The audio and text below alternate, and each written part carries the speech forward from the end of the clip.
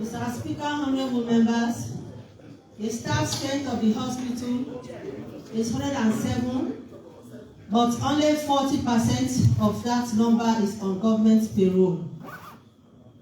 The hospital administration is finding it difficult to even pay the staff. And if you look at the staff strength, it is more than the patients right now. Mr. Speaker, honorable members, and there is a school of nursing attached to this hospital as a teaching hospital. Where are the students going to learn their practicals? Mr. Speaker, honorable members. It is also, Mr. Speaker, honorable members, Honorable member, proceed. Mr. Speaker, honorable members, the wider population of the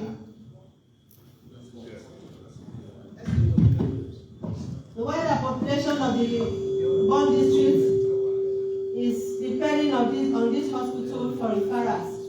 About 75% of the district is on the mainland, and they are depending on this hospital.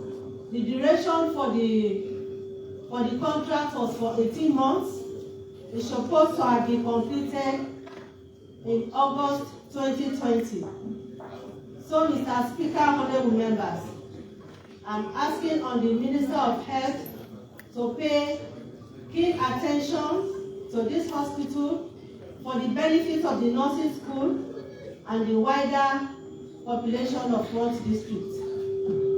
Because there is a saying by Gandhi, and he said, I quote, "It is health that is real wealth, and not pieces of gold or silver."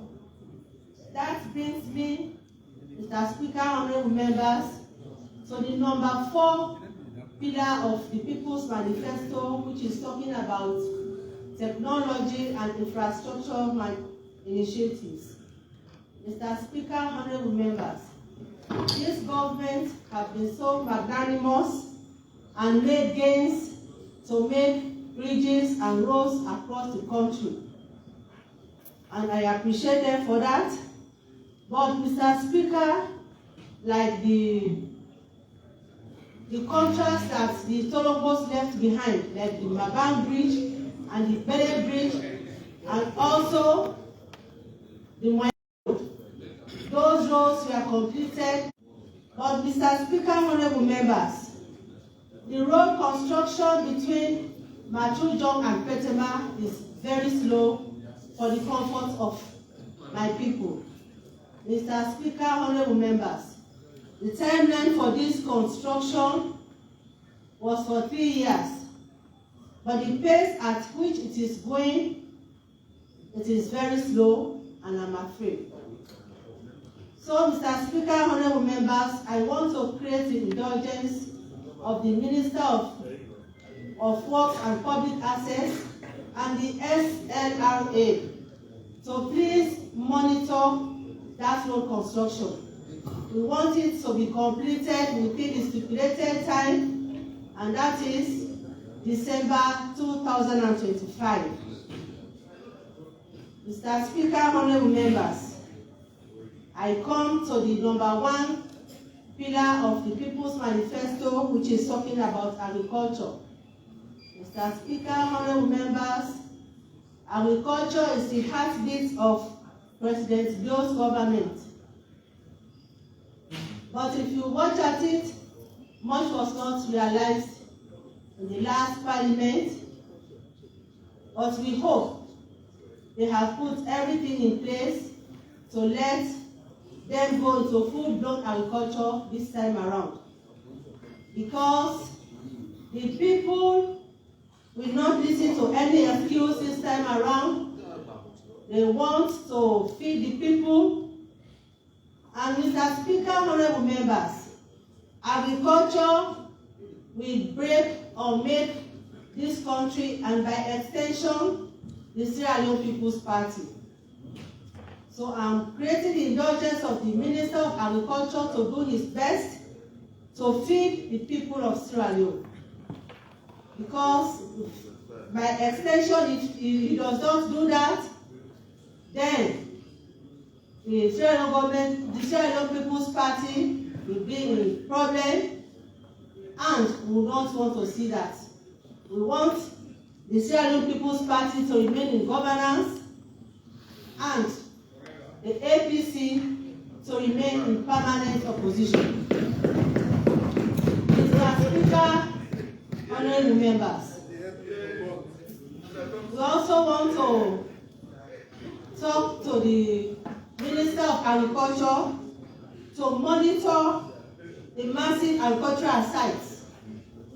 Tomabom to be, for example, I want the minister to pay attention to Tomabom rice farm, and also the Committee on Agriculture from Parliament to be doing periodic checks to massive agricultural sites.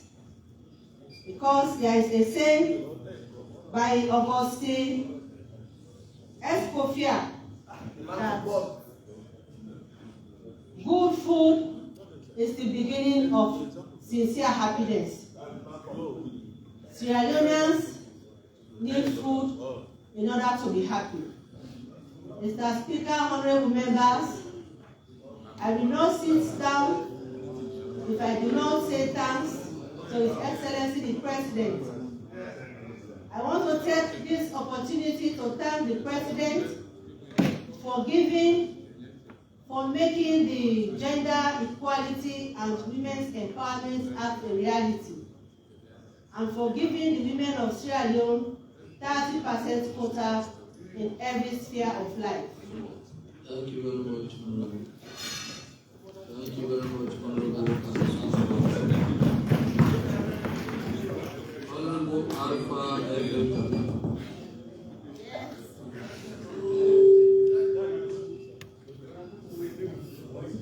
Malawi.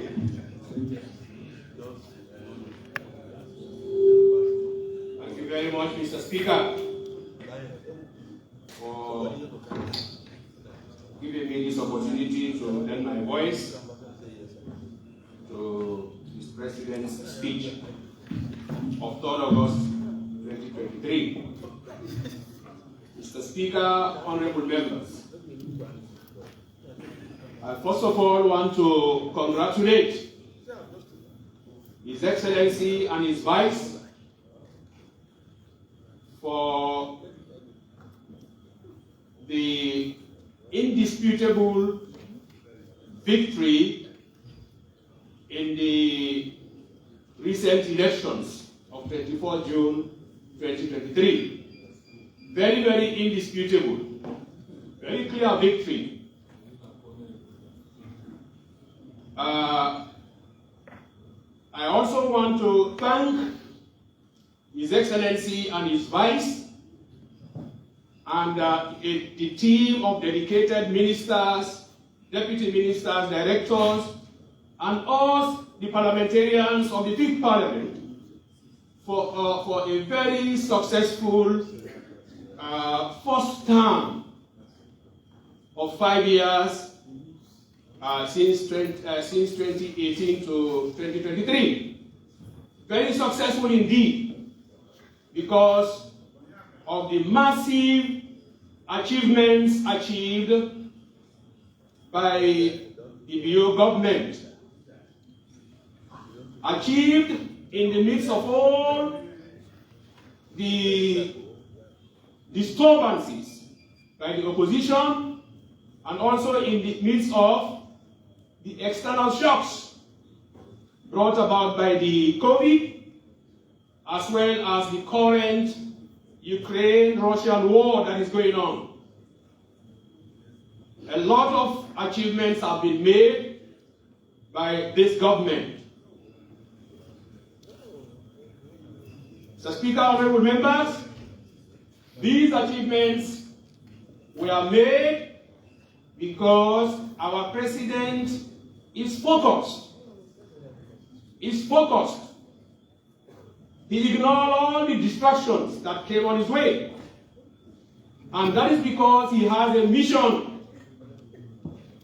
And that mission is to make Sierra Leone attain the status of middle-income country by 2035. That was mentioned in his speech on page 10, paragraph 59 of the 3rd August speech.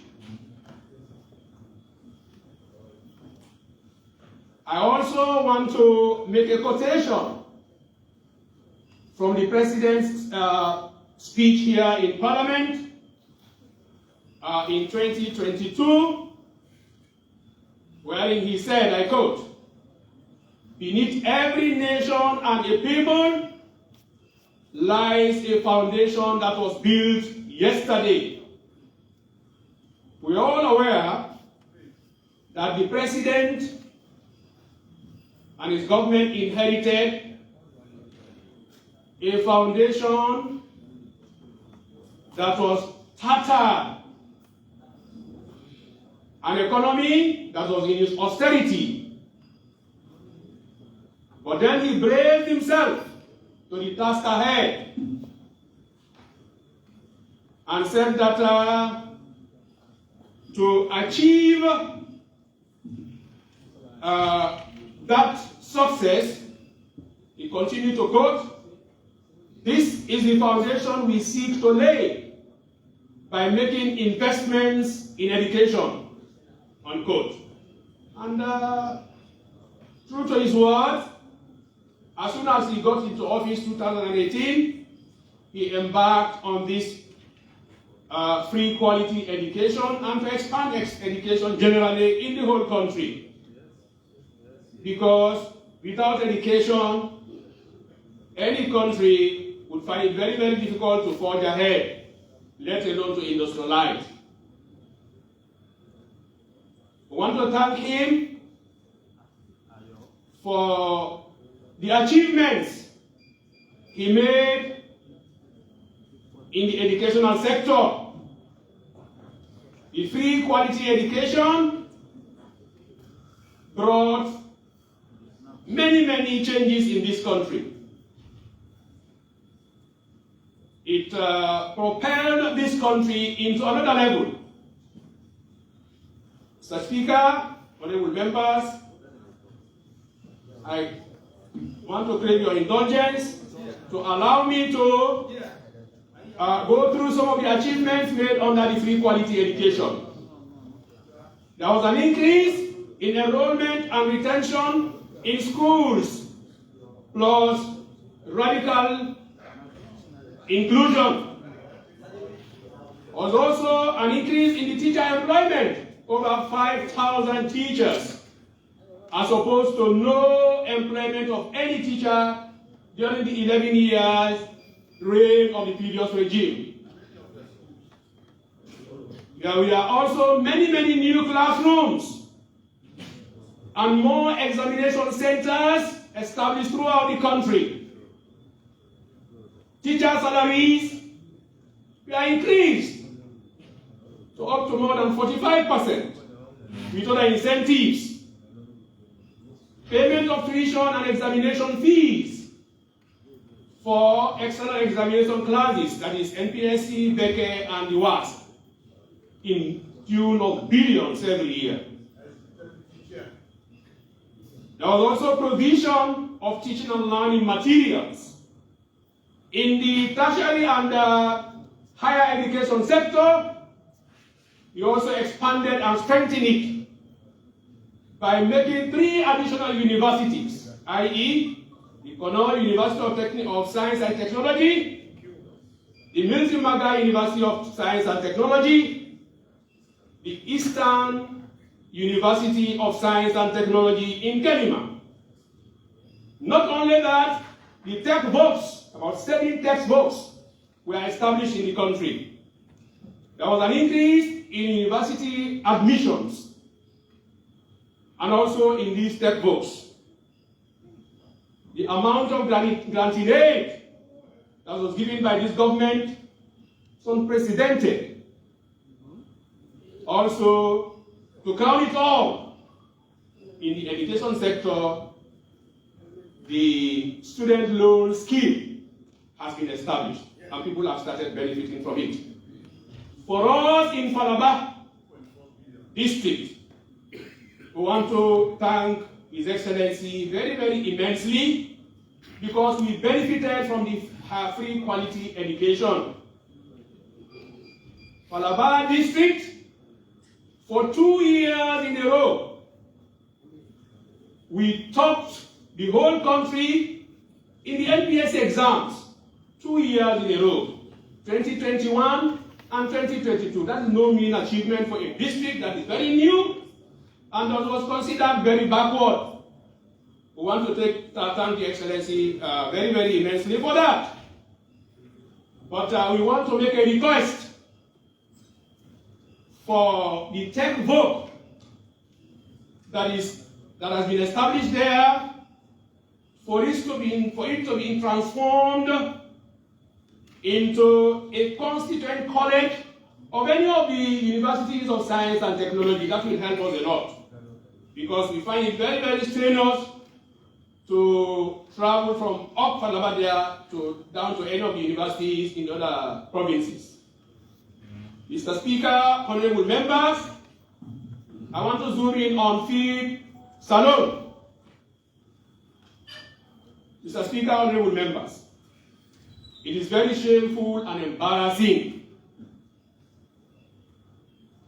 to see political party leaders going or visiting marketplaces, going from one table to another to ask for the prices of basic things like onions, pepper, etc., etc. Very, very shameful indeed. That is not a very good political leadership. Did you know they did all of those things in an attempt to sabotage? Some of them, for all you know, they don't even have backyard gardens in their homes. Yet they go around asking for the prices of such basic commodities when we ourselves can grow them here. It is very shameful and embarrassing, Mr. Speaker, honorable members, to see able-bodied young men and women protesting along the streets and chanting, "We want eat, we want eat, we want eat," SO2. Very, very shameful. When we have the ideal weather conditions here and very good soils to grow enough food to feed ourselves.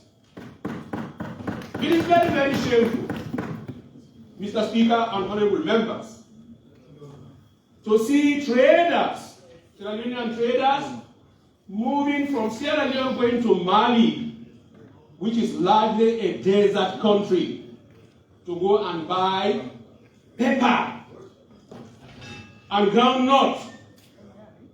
And very shameful to see them going to Guinea, neighboring Guinea, with whom we have the same weather conditions, or even better, to go there to buy onions and Irish potato, when we have the same weather conditions and ideal soil conditions here. Very, very shameful. It is also very shameful and embarrassing for Sierra Leone to become over-dependent on the importation of rice, our staple food, when we have vast stretches of land and ideal weather conditions that we can use to grow food and enough food to feed ourselves and even export. So it is against this backdrop that our president the visionary president, decided that enough is enough. We should try to embark on agriculture through the Feed Our Seed Salon program. In fact, we have started to support agriculture in the first term by launching the support to chiefdom youth farms and to other major stakeholder farmers throughout the provinces. We brought in tractors, more than 400 tractors, I suppose, to help support agriculture, although that again was sabotaged. The result was a mixed one. As a result of sabotage by disgruntled politicians, as well as wicked service providers and district agricultural officers. Mr. Speaker, honorable members, Feed Salon has been brought to save us from all the embarrassment that I mentioned earlier, and to also help save us from the high cost of unnecessary expenditure of hard-earned foreign exchange to bring in goods. It also helps to save our dignity and self-respect that we have almost lost as a result of our dependence on other countries to feed ourselves. Mr. Speaker, honorable members, this Feed Salon can be used as a starting point to create jobs for our large army of unemployed youths that is found everywhere around this country. Feed Salon can be used as a starting point to create such jobs for them. It can also help to reverse the rural-urban migration of youth, able-bodied young men and women from the rural areas to the urban areas, leaving older men and women in the rural areas. How much work can those ones do to be able to feed the entire nation? Very, very little. Mr. Speaker, honorable members, the President outlined several measures on pages 4 and 5 of his speech that will be taken to ensure that this Feed Salon succeed. Please allow me to read one or two of them. First one, to augment the government budget allocation to agriculture to a minimum of 10%. Honorable, 1 more minute. And to improve livestock, enhance livestock productivity. So, Speaker, livestock productivity in the country is dwindling. There can be no better time than now to be able to try to improve on that. Also, to establish a domestic institutional feeding program, like in the militaries and the educational institutions, to be able to grow food and feed themselves. To promote training initiatives and incentives to attract vibrant energy of youth towards the realm of agriculture. Yes, this was I was saying, to reverse the trend of movement from the rural to urban areas. This can be a very, very good instrument to do that. The Speaker, honorable members, while I sit, allow me to quickly zoom on the youth employment scheme. The youth employment scheme is a very, very good venture that this government is trying to take by now, because the president, as we have all seen, is somebody who has passion for the youth. That he demonstrated by the composition of his cabinet and by the program that he outlined and carried out during the past term, wherein a lot of youths were given opportunities for youth in fisheries, youth in agriculture, youth in car wash, and even the free quality school education that was handled to cater for the present and future youth of this country. The expansion of universities met in the interest of the youth. Increase in the tech folks in the interest of the youth.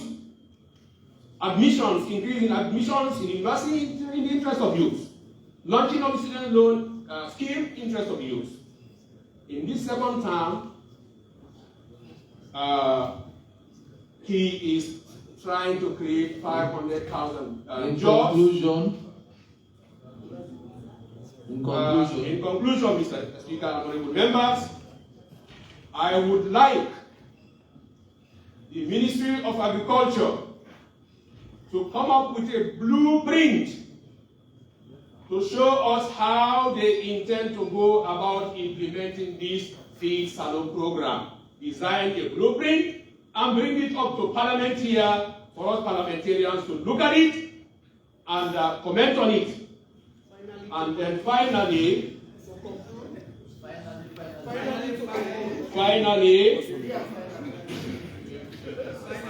Mr. Speaker, honorable members,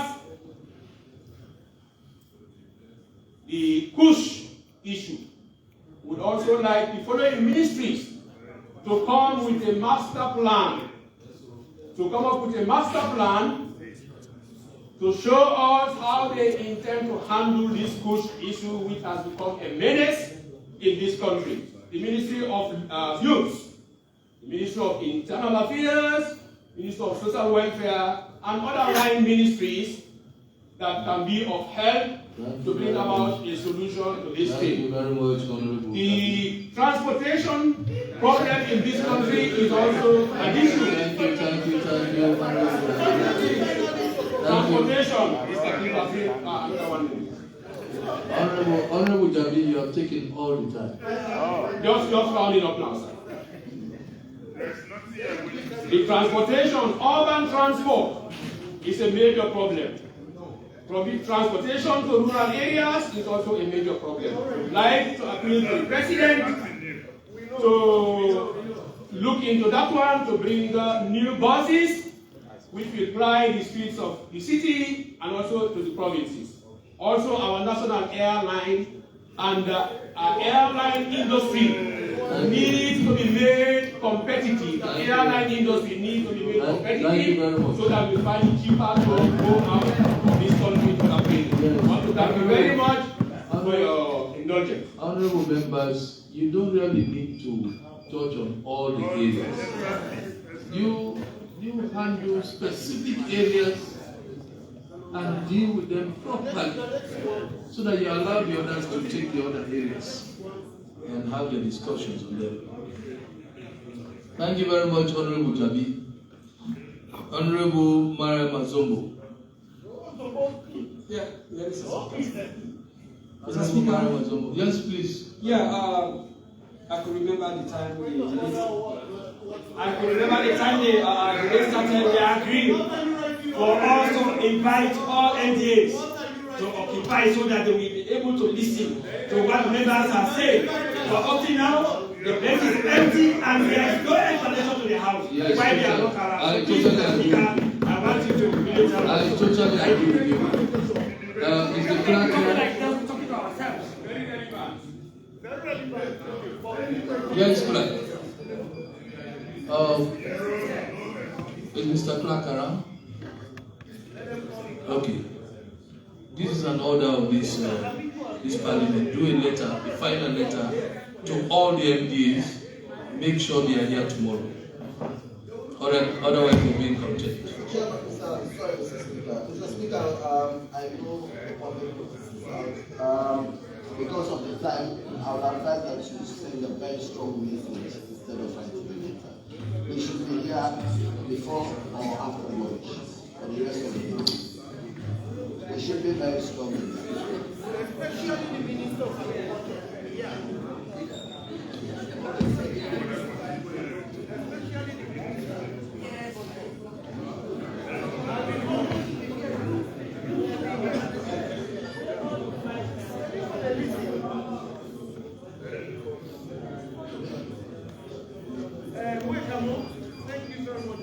So tomorrow morning we'll be doing a roll call to know the MDs that are here.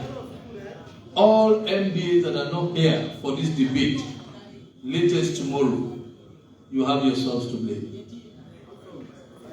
Thank you very much. Yes, Honorable Mariam. Thank you very much, Mr. Speaker. Mr. Speaker, honorable members, I am Mariam Mazumbu of the Great Pujon District. Thank you.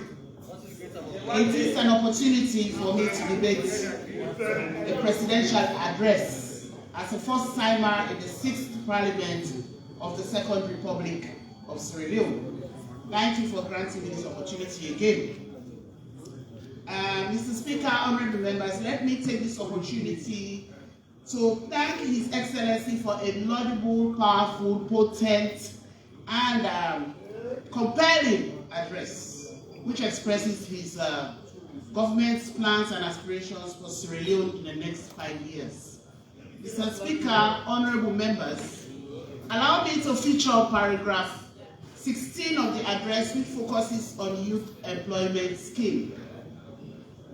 This is a catalyst for democracy and national security, according to His Excellency. And we had the opportunity to make gains in this area in the last 5 years, which I would like to mention briefly. In youth employment, we boosted 70 fishing communities, 28 car washes were created, 190 youth farms are ongoing, and 2,000 youths were trained in youth service scheme, of which 25% of those youth secured jobs. And 411 young entrepreneur businesses were supported, and youth accessed microfinance and loans in 5 years. Mr. Speaker, honorable members, His Excellency in his address did not focus on the details of the 2023 manifesto, but it's implicit. Is that our government, and I quote His Excellency said, will unleash a focused initiative to create abundant job opportunities, skilled and unskilled, for our country. And in the manifesto, we are saying we would offer 500,000 jobs for young people in this country. We are also in line with paragraph 40 of His Excellency's speech. Our government is set to design a targeted program for employment of young girls out of school, and many have resorted to the use of drug abuse like boys. In my village, in Potoru, in Pujon District, women are also taking kush. Girls, young girls are taking kush, and that is a looming disaster in our constituencies. Mr. Speaker, honorable members of Parliament, we want to have a gender-responsive approach to youth employment scheme. Let me take this opportunity to suggest to His Excellency and the government that there should be deliberate inclusion of young girls and young women in incentive-based ICT and creative industries to ensure gender equality in ICT. And Mr. Speaker, our theme for International Women's Day 2023 was Digital, Innovation and Technology for Gender Equality. This is hinged on employment of women and girls, closing the ICT gap, gender gap in ICT, and reducing socioeconomic inequalities. We want the women and the girls to be a focus in our ICT for young people. Mr. Speaker, honorable members, the youth employment scheme mentioned in His Excellency's address is part of a vision enshrined in our 1991 Constitution of Sierra Leone, Act number 6 of 1991, Chapter 2, Paragraph 8, subsection 3A, which states, Mr. Speaker, that the state shall direct the policy towards ensuring that every citizen, without discrimination on any grounds whatsoever, shall have the opportunity for securing adequate means of livelihood as well as adequate opportunities to secure suitable employment. So this is enshrined in our Constitution. Mr. Speaker, honorable members, zooming on paragraph 35, 36, 37 of His Excellency's precise address, which mentions youth in drug addiction, unproductivity and delinquency, his quest to harness their boundless energy and potential. I must appeal that huge sector investments, public and private, be made in the entertainment industry, Mr. Speaker, to tap youth potential, create positive pleasure spaces for our young people, foster inclusivity and economic growth for social cohesion. Let us reflect on how Nollywood in Nigeria has employed so many young people. Our youth are idle and frustrated, and we are far below the happiness index globally, 130 out of 140 countries, according to the World Happiness Report 2023 by World Population Review. This same 1991 Constitution, Act number 6 of 1991, paragraph 8, subsection 3B, states that the state shall direct its policy towards ensuring that conditions of service or work are fair, just and human, and that there are adequate facilities for leisure and for social, religious, and cultural life. Our youth have the right to leisure, and they have the right to a safe form of leisure and entertainment, and that will also contribute to economic growth. Mr. Speaker, honorable members, I would like to go to tech and infrastructure, paragraph 48, paragraph 17 of my president's speech, and analyze our government's technology and infrastructure initiative, which borders on the middle income and outcomes through innovation and robust infrastructure. I'll dig deep into the review of the renewable energy sector. Mr. Speaker, my submission to His Excellency and this House is for the SLPP government to take more radical steps in investing in gender-responsive solar and hydro power in our rural, peri-urban and urban communities to reduce dependencies on oil importation and provide low-cost electricity. Mr. Speaker, honorable members, the demand for solar energy in my dear Pujol district is seen especially in activities of young entrepreneurs. Young people are involved in phone charging, entertainment, and they use a lot of solar energy. The demand is getting higher, and solar power installation by young people and purchase is growing. We must not leave the women and the girls behind in training in the installation of this simple solar power equipment. Let us be gender responsive in our infrastructure drive. His Excellency's statement, Mr. Speaker, in paragraph 48 mentions that the government approach will be to propel our development by leveraging renewable and non-renewable energy. Mr. Speaker, honorable members of Parliament, from 2018 to 2023, our government made giant strides in the energy sector, which included increased renewable energy capacity from 10% in 2018 to 35% in 2023. 9 out of 16 districts are now connected with electricity, and 31% of households are electrified. I am hoping that the government will fast-track electrification of Bari, Chibdom, Meje, Makpili Chiefdom, Sobema Chiefdom through the Ivory Coast transmission line and the south and the north, of course, in Pujo district. From 2023 onwards, His Excellency and his government, in paragraph 52, will be expanding, as he says, production for productive application through a dedicated rural energy directorate responsible for expanding access to energy. A directorate just for the expansion of access to energy in all provincial headquarters in rural areas in this country. Mr. Speaker, honorable members, electrification of district capitals, all district capitals will be possible and doable. The 2023 manifesto further outlines establishing 350 mini-grids to reach 88,000 households. That's awesome.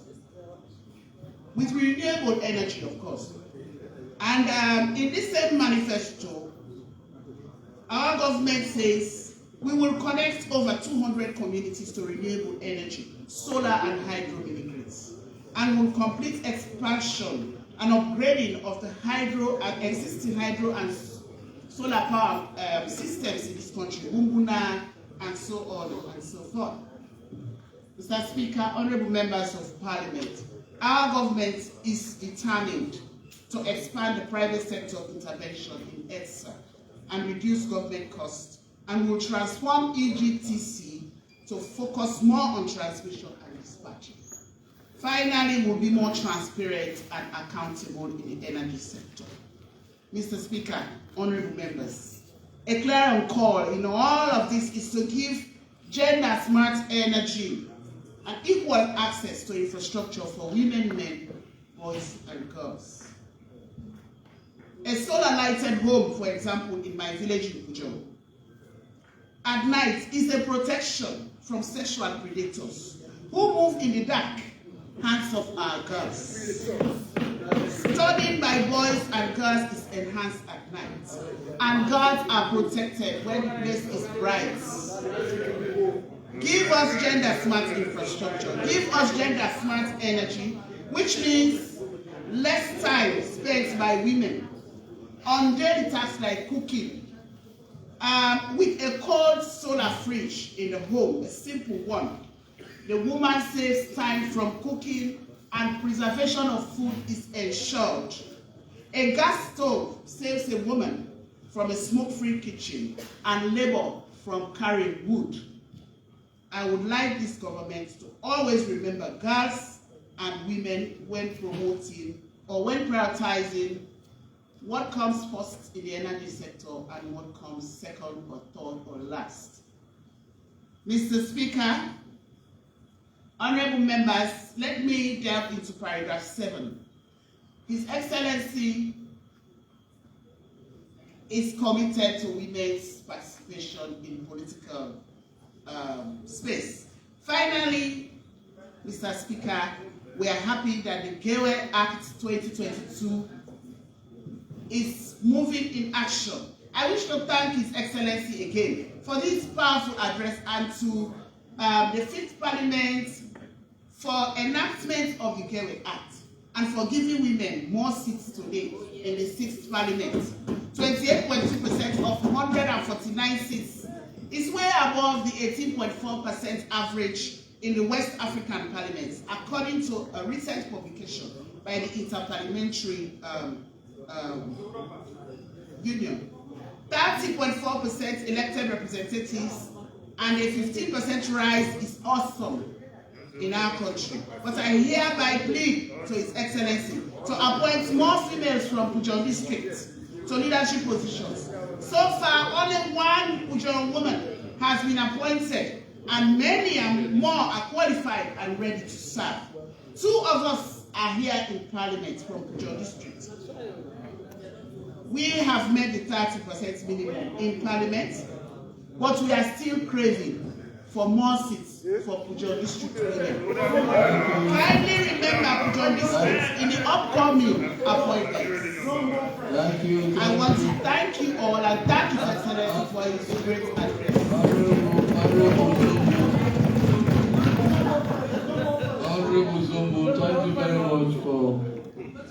that wonderful debate. I just want to caution that don't be too district conscious. We have other districts that are also interested. As I sit here, the women of Bong are also very, very much interested. So be nationalistic and don't be district. Now even the Kailan women are also extremely interested. But in any case, thank you very much, Honorable Mariam Azombo. Honorable Ibrahim Kaba. Yeah, give him the mobile mic.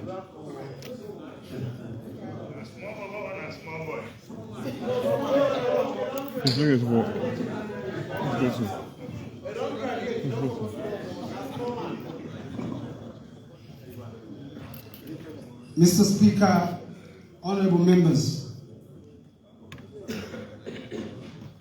I want to say thank you to His Excellency the President for his love shown to the citizens of this country and for always bringing initiatives that will propel this country to another level. Mr. Speaker, honorable members, I want to pay tribute to the honorable members that have spoken on the 5 key initiatives of the President.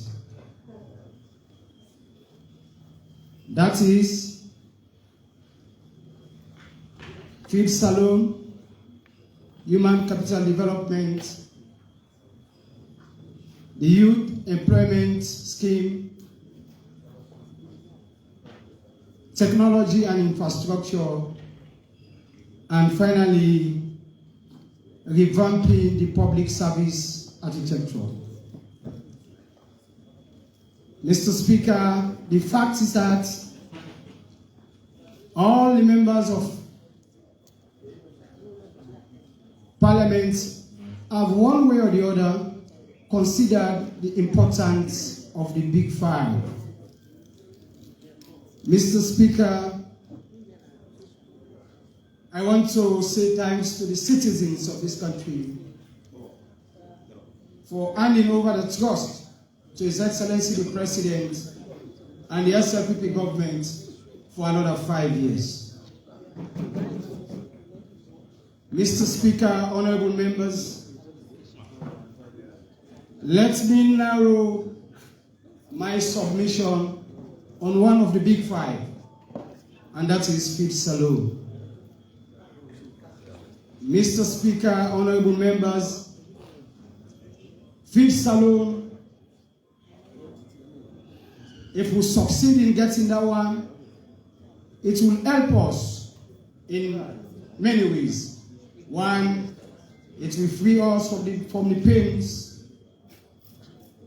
of food imports dependency. Two, it will also free us from the problems our people are currently facing with regards to food. Mr. Speaker, we have to be honest to ourselves. Some of our people are out there, they cannot even afford to get a meal a day. Therefore, the President has directed us. What do we want? He has given us the political will. He has shown us the drive. It is up to Parliament and the Cabinet to see how best we can collaborate to achieve these ones. Mr. Speaker, if I can ask from you to give me this one, I want to ask this House a simple question. Can we feed Sierra Leone? Yes, we can. Can we feed Sierra Leone? Yes, we can. We can feed Sierra Leone because we have the things that are needed to feed Sierra Leone. We have land that is fertile, we have water, and we have sunlight. It is only the political will that was needed. And today our President has directed us to that direction, and we have to give him the support as a parliament. Mr. Speaker, honorable members, let me draw your attention to a place called Ogofam community. The Ogofam community is in the Western Rural and in constituency 110. During the interregnum in this country, we had a cutoff from getting food supply from the provinces. The Ogofam community supported the Western area with vegetables. But today, that particular area is being challenged. It is being challenged. The swampland, we have people that are grabbing that land to build houses. Therefore, Mr. Speaker, we have three things as MPs. One, we are representing our people. The second one, we make laws. The third one, we do oversight. Because of that, Mr. Speaker, I am asking this honorable House to go to those communities to see how best we can protect the land that is not being grabbed by people to build houses. We have to protect our people from that. Mr. Speaker, honorable members, let us go to the fishery area. We are talking about food, The protein part of food is coming from the West Rural and many other areas in this country. We have the Tombo community, we have the Godwich community. But those areas, again, have been faced or are faced with serious challenge. What is happening? We have the industrial vessels. Some are licensed, some are not licensed. They will come in, destroy the nets of the local fishermen, and go free. People in the ministries, they connive with them.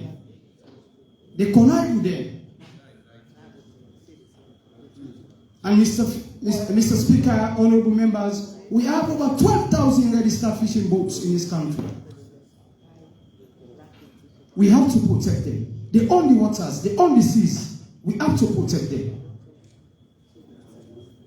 Mr. Speaker, honorable members, let us watch again the area of electricity. Over 5 years now, electricity is at Sussex. We want to take electricity to the rest of the peninsula. Let us take it to Bobo. Let us take it to number 2. Let us take it to Toke. Our people want electricity in those areas to preserve the fish, so that we can get fish for yet another day. Mr. Speaker, honorable members, we know that it is very important to see that we achieve the Big Five. But we are waiting to see what will come from the Ministry of Finance with regards to budget allocation on the Big Five, more especially field salon.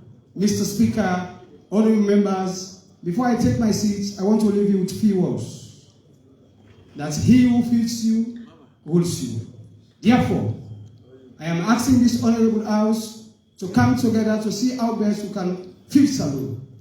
When I heard what I heard from the Paramount Chief from Cambia District alone, with the land available, fertile land available, with a research center, that particular area alone can feed salon. Therefore, Mr. Speaker, let us move and take the right direction for us to succeed. I thank you all, and God bless also. Thank you very much, Honorable Kara. Honorable George. Thank you very much, Mr. Speaker, for giving me this opportunity this morning to say a word to the presidential speech. Mr. Speaker, I'm Honorable George JP of Mamba District. I want to use this opportunity to say thanks and appreciation to His Excellency the President for the appointment of young people in the cabinet. And I want to use this opportunity to say thanks and appreciation to His Excellency for my colleagues, young people in this House of Parliament today. As you can see, the Parliament There are so many young people today in the 6th Parliament, and I want to congratulate them all for doing well in their election. Mr. Speaker, honorable members of Parliament, I want to continue to say thanks and appreciation to His Excellency for the great state opening on the 3rd of August in this well. I'm pretty sure for the past 6 years, this speech was one of the shortest, finest, and to the point. I think it was just 45 minutes, but direct to the point. Mr. Speaker, honorable members, when you go out of this well or you go outside, everywhere as far as the country is concerned today, the daily topic is field saloon. Mr. Speaker, I want to ask this question. Are we ready to work to feed the people of this nation? Mr. Speaker, honorable members of Parliament, are we ready to make sure SMPP stay in governance for the next 50 years? No. Mr. Speaker, honorable members, as far as fees alone is concerned, is the daily topic for people of this nation now. But Mr. Speaker, let's go to the Agriculture Ministry. Mr. Speaker, honorable members of Parliament, when you go to the Agriculture Ministry, a few days ago there was handing over from the previous minister to the current minister. Everything that was presented to the new minister was paper presentation. Where are the tangible items of the agriculture, the tractors, the equipment that was bought in the last regime of the president 5 years? Mr. Speaker, are we going to start everything new fresh to feed people of this nation? Mr. Speaker, doing handing over of those kind of nature. Mr. Speaker, for some of us that are young in this parliament, as far as politics is concerned, we want our party to stay in governance and keep APC standby opposition. By so doing, Mr. Speaker, we actually want our ministers to do the needful to assist the president of this nation. Mr. Speaker, honorable members of Parliament, for us as members of Parliament in the 6th Parliament, we are district MPs, no more constituency MPs.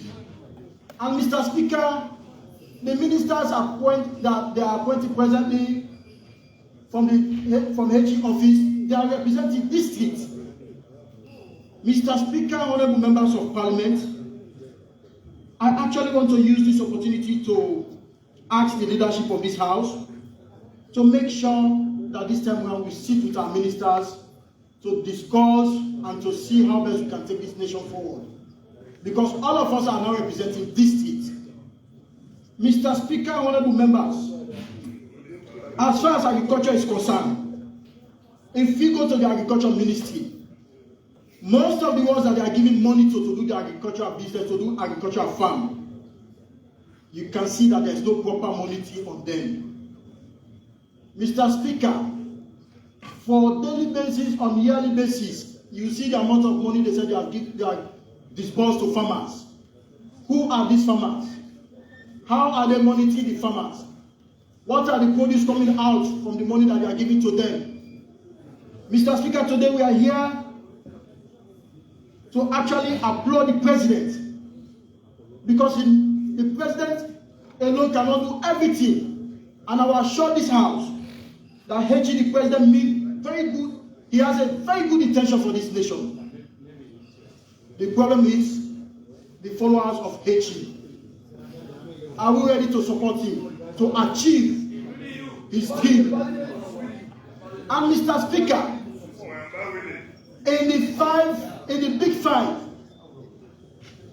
we have the Big Five manifesto this time in the 6th Parliament, Mr. Speaker. Mr. Speaker, as I said, I'm Honorable Edward George, and I want to talk to the leadership of this House. That the Big Five committees that are going out to colleagues, members of this House,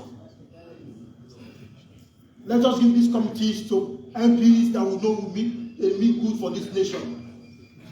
MPs that will monitor ministries. MPs that will not take this committee. MPs that will not take this committee as their personal committees. MPs that will not take committees as one-man committee. Mr. Speaker, honorable members of Parliament, in the 5 years in the 5th Parliament, we know majority members of Parliament who are committee chairman For 5 years. For 5 good years, nothing was presented in this House. No committee meeting was held. And Mr. Speaker, one of these days, I actually sat with an old man.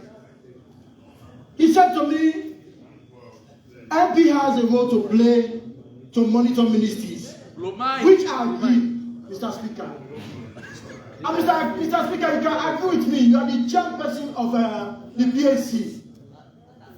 For the past 5 years in the 5th Parliament, no MP, no chairperson in this House never reported any MD or another ministry to you to investigate them. Yes.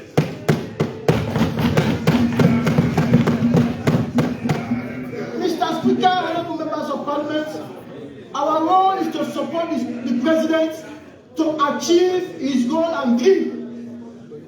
But Mr. Speaker, honorable members of Parliament, we have colleagues MP here.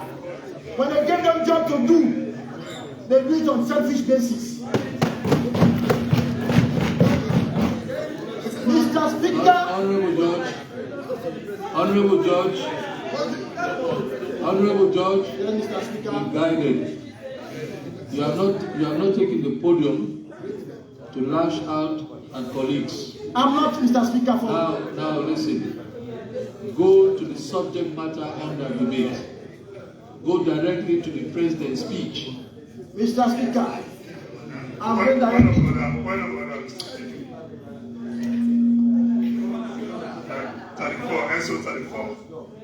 And by the way, I had my colleague submitting on people that had committees in the last session. You know, not reporting an MDA doesn't mean there were issues, by the way. You know, well, not reporting MDAs means there were issues, by the way. It's possible if there is no issue to report about, you cannot report because you are ready. I want to believe. You know. So let's talk within the content of what is before us. Mr. Speaker. Honorable Judge, be guided. Go strictly. Mr. Speaker. Hold on. Yes, leader. Yes. Mr. Speaker, the fact that I understand exactly the position where the member is coming from. Honorable members, please. The fact that I understand the position the honorable member is coming from. In my debate, Mr. Speaker, was very clear that this 6th Parliament should take its rightful position in governance. I was very clear. And I don't want the member of Parliament to dwell on that, and he should consign himself to 32.5 of this. Relevance. Thank you very much. Honorable Judge, relevance. Grateful, Mr. Speaker. Mr. Speaker, I'm not doing this in any form of malice or any form of anything, Mr. Speaker. Mr. Speaker, I'm just trying to present. I'm going to assist in my own way, as far as a member of Parliament representing the people of Mohammed District, what I've seen and what I've heard for the past 5 years in this House of Parliament, Mr. Speaker, that's what I'm doing. That's my submission, Mr. Speaker. Mr. Speaker, in the last 5th Parliament, there are rumors here that fertilizers and other equipment of agriculture were supplied to MPs here, which they claim. And Mr. Speaker, without no iota of doubt, I will tell you that when I moved about John from Leone and I was never fortunate to be part of those MPs. And Mr. Speaker, the chairperson for the agricultural ministry in this Parliament, in a meeting, he actually stated that yes, MP benefited from the supply that was given from Ministry of Agriculture, which some of us were not benefited. And Mr. Speaker, Who was the chairman? An opposition MP for that matter. Honorable Sally. Yes. Mr. Speaker. Okay, proceed. And Mr. Speaker, you have drawn my attention again. Mr. Speaker, this time we are in the big fight. We are asking the leadership of this parliament not to even try to give any of those big five committees to the opposition. Mr. Speaker, because the last parliament, Minister of Agriculture, Mr. Speaker, in the last 5 years, when they claimed that some of us participate in agriculture, Mr. Speaker, it was not true. And Mr. Speaker, we are asking the former Minister of Agriculture to assist the new minister wherever he stops in his job, to actually assist him, to show him how he can continue. Mr. Speaker, we want to fix Sierra Leone so that SLPP will be in governance for the next 50 years. And Mr. Speaker, we need the former minister to be around to support the new minister. Mr. Speaker, we need other directorates from that ministry to be around to support the new minister. Mr. Speaker, only if we do that, then we can succeed in feeding this nation. But Mr. Speaker, very soon you will have them say they are out of country, Mr. Speaker. Mr. Speaker, point of order. I don't know why my colleague, let's look at it 44. I don't know why my colleague is asking for the former minister to be around when it's very clear in the Constitution that the president has the right to hire and fire. When he hired, we should have faith and confidence in that individual you have hired. And we have just approved the Minister of Agriculture and Food Security in this chamber. Why is he asking us to tell the president to have a former minister? Mr. Speaker and Mr. Leader, I know you are just coming in, Mr. Leader, but I'm not asking Mr. President to ask the former minister to stay. I'm just saying, because you have been in that office, let him assist the new minister wherever he stops. Most of the things that he could not actually achieve, most of the things that he could not meet. Don't you think the new minister can find his feet? I know he can do it well, Mr. Speaker. But Mr. Speaker, if you are in an office or you are in a room and a new person is coming in, Mr. Speaker, you have to take that person to room. Which I believe, with good handing over, practically handing over, not undocumented. Because Mr. Speaker, I will tell you that I have 5 tractors in Bumpe or Pujo. If you go there, you will not see them, Mr. Speaker. So I'm just asking, I'm not asking the president for the former minister to stay. But I'm just asking that they assist the new minister so that he can achieve the fiscal, Mr. Thank you very much. Honorable, 1 more minute. So on that note, on the final note, Mr. Speaker, honorable members of parliament, finally, I'm the president for the young members of parliament in this house. I want to go into the youth affairs. I want to go into the youth affairs of this nation, Mr. President. Mr. Speaker, remember to take other rallies with you. One of these days, I heard somebody in a 98 paper saying politicians are the ones giving push to youth to misbehave in this country.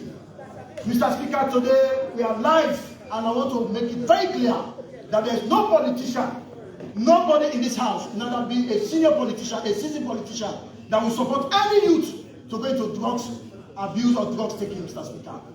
And Mr. Speaker, to say the youth that are taking drugs are out of job because they are jobless. Mr. Speaker, I want to say that's not true, Mr. Speaker. Mr. Speaker, they are using money to buy these drugs.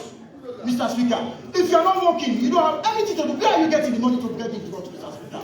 Mr. Speaker, this is just a habit that our young people have actually adapted themselves into it, Mr. Speaker. Mr. Speaker, honorable members of parliament, we want, as far as this house is concerned, as responsible youth in this house, we know we are very much responsible and we want to we don't have youth here. The young members of parliament here, Mr. Speaker, in our own way, as I'm representing the young members of parliament in this house, we want to train the minister and the nation to actually wipe off this drug issue in this country. Mr. Speaker, thank you very much. Thank you very much, Honorable George.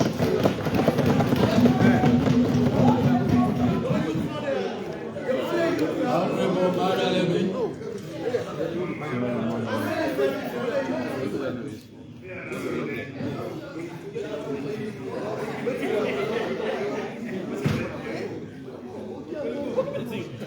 5 minutes. Thank you very much, Mr. Speaker. Honorable members, please summarize your debate. Mr. Speaker, honorable members, I want to take this opportunity to thank His Excellency the President for his speech graciously delivered in this well and to the people of this country. Mr. Speaker, honorable members, let me take this house to the Big 5, page 4. It's alone. Mr. Speaker, honorable members, if as members of Parliament we want to support His Excellency in achieving his dream to feed Sierra Leoneans, and there is every need for other MDAs to support the President's agenda. Let me draw your attention to the feeder roads of this nation. If for any reason we want to achieve food productivity, there is every reason for the SLRSA or the Ministry of Finance to support SLRSA, so that SLRSA in turn shall support the Agriculture Ministry in reconstructing or rehabilitating feeder roads. Mr. Speaker, honorable members,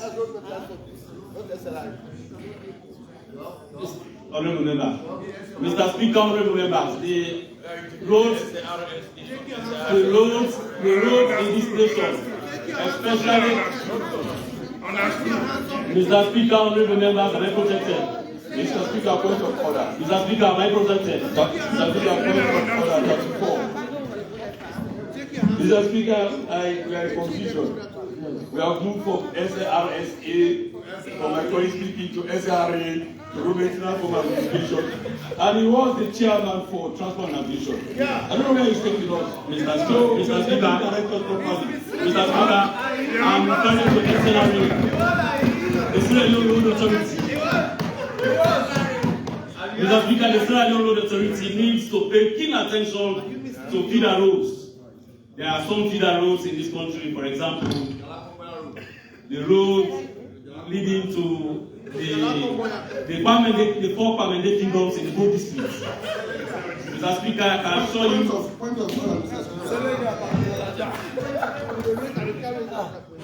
Mr. Speaker, it is the same Parliament that in 2010 took the responsibility of feeder roads from the hands of SLI to Road Maintenance Fund. Hence, it is no longer the responsibility of SLI for feeder roads, but the exclusive and primary responsibility of Road Maintenance Fund. Order. Mr. Speaker, I can assure you. No, Mr. Speaker, honorable members, I can assure you that. Hold on. I think the responsibility still remains with SLRA, except that it is RMFA. No, it is RMFA Provides funds. that provides the funds. Yes, but SLRA is technical services are provided by SLRA. Very well, Mr. Speaker. Except it has to do with trunk road or middle bridge. But as far as feeder road that we have put in, that's the responsibility of Road Maintenance Fund. But only for They provide the funding. They provide the funds. Let's proceed. Mr. Speaker, very well, funds are provided by the Road Maintenance Fund to either SLRA or the local councils. So, Mr. Speaker, if we are to succeed in food productivity in this country, there is every need for Ministry of Finance to provide adequate funds in that direction. Let me cite a clear example.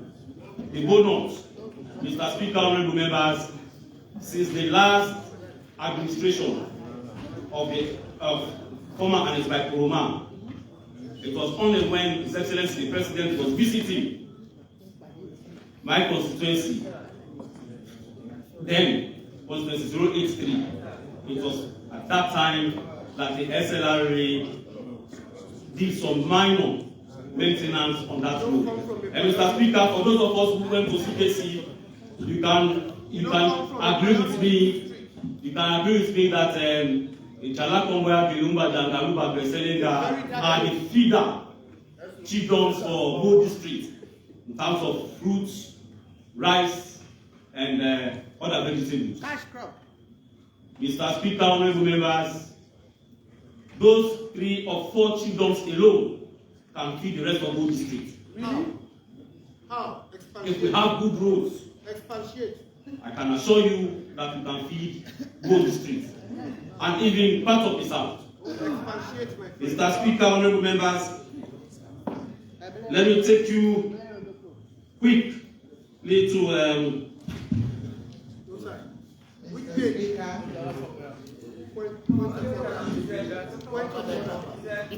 Mr. Speaker, it's 12.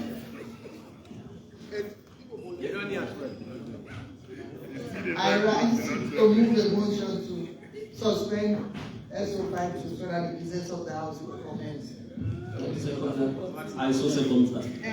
All those in favor stand. Those against say nay. The ayes have it. Proceed. Mr. Speaker, thank you very much. Mr. Speaker, let me take you quickly to paragraph 33. No, paragraph 12 and 11, the human capital development. Mr. Speaker, remember human capital development. Members, order. Can you Please keep your undertones. Can you protect me, Mr. Speaker? Proceed.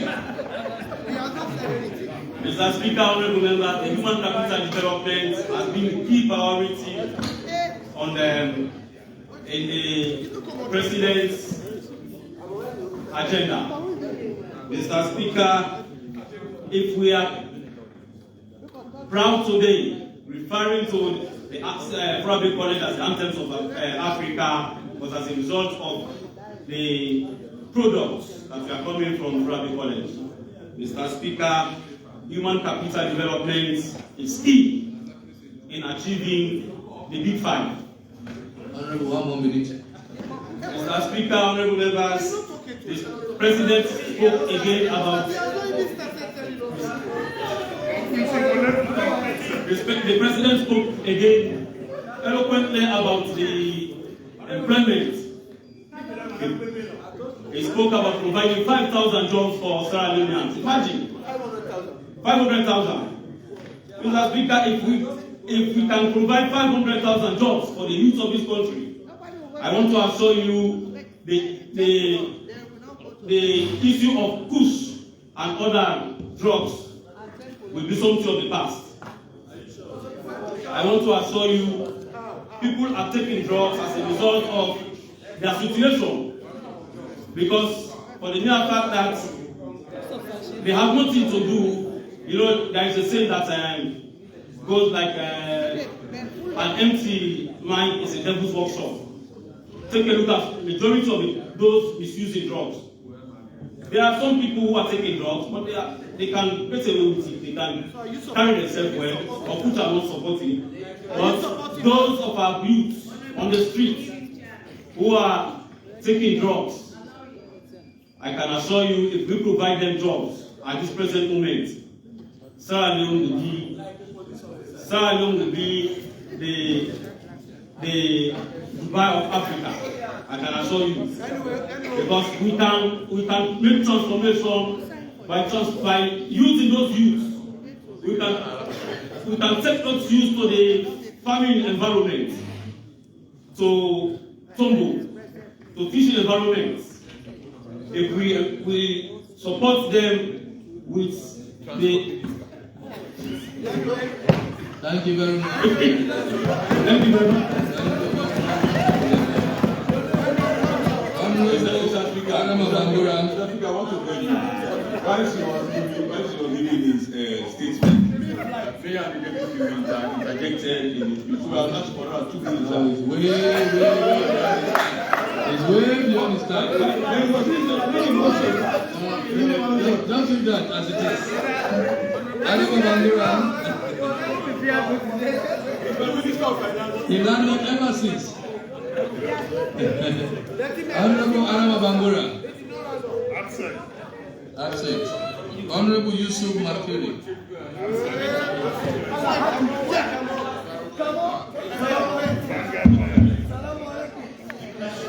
Thank you, Mr. Speaker. Mr. Speaker, please, I'm asking you for protection. Because those guys, You are highly protected. Please allow Honorable Yusuf Makiri to proceed. Yes, Honorable Kamakai. The honorable member is referring to police as guys. I want to know whether we No, we have don't have guys here. I want honorable member to withdraw his statement. We have honorable members here. Huh? Mr. Speaker, honorable members, You are not guys. even if you don't want to listen, but please listen to the speaker's plea. Please. Can you withdraw the statement, sir? Withdraw.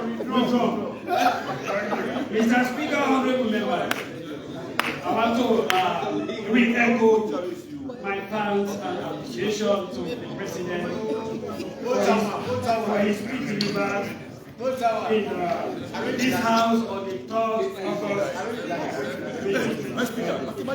Mr. Speaker, honorable members, of course, we discussed for the past 3-4 days. For the past 3 days, members have discussed a series of points regarding the P5. So, Mr. Speaker, of course, if we talk about human capital development, there are a lot of gains being made in that particular sector. We started since 2018. Everybody knows that the enrollment of pupils was 1,500,000. But because of free quality education, the enrollment have increased from 1,500,000 to 2,600,000. That is a clear indication that, yes, free quality education is really creating impact, positive impact. But now, people, we cannot realize it for now because it is going to take time for us to see the impact of free quality education. Let us go back the time the then government introduced a 6334. People criticize it, but now we have so many lawyers, so many engineers, so many doctors who have benefited from that particular educational system. Mr. Speaker, honorable members, let's go to the most talk about the fit salon. Mr. Speaker, honorable members, if we go to paragraph, page 4, paragraph 24, the President says food security holds paramount importance in the quest of stable and democratic society. That is paragraph 24. Now, if we are talking about food security, we also need to think beyond what we are debating here, Mr. Speaker. Mr. Speaker, honorable members, food security in general, we talk about when all people at all times have physical access and economic access to food at all times. So this is very complex, ambitious, nationalistic, and also visionary. So, Mr. Speaker, for the past 5 years, the government have also played a very vital role in making sure we have food security. Now, this is the time for him to improve. In 2019, Mr. Speaker, the rice production was 500,000 tons. In 2021, the rice production was also 900,000 tons. And this was also piloted by the Ministry of Agriculture. But there are key things we need to take into consideration. Mr. Speaker, Like for the Ministry of Agriculture, we know the western area, most of those agricultural activities are taking place in the provinces, like the Tomago and the Gambia districts. So I'm asking, or I'm suggesting for the President to make sure, so please at least make the presence of the Deputy Minister of Agriculture in these provinces so that the Ministry of Agriculture will be under real supervision, Mr. Speaker. Mr. Speaker, honorable members. Mr. Speaker, honorable members. Of course, the President is intending to allocate 10% of the GDP to agriculture. That is very key. But Mr. Speaker, honorable members, it's just a minimum according to the President's speech. But Mr. Speaker, this is a time for us to rise to the occasion. Of course, the honorable colleague said, this is a time for Parliament to demonstrate leadership. Today, just for example, the time we are approving ministers, the place was overfilled. But today, none of them are not around for them to listen to what we are saying. Because the President being the driver or the pilot of development is also relying on those ministers, MDAs, to take development to the various districts. So, Mr. Speaker, honorable members, I'm also asking the leadership for us to do robust oversight functions through your leadership. Thank God you as chairman for PAC, so that to PAC for us to do robust oversight, so that whatever we are discussing will be really follow the due process. Mr. Speaker, honorable members, yes, the President said we are going to formulate policies that foster competitiveness. I can remember way back during the James International era, there was a master farmer in Leone district called Alhaji Leone.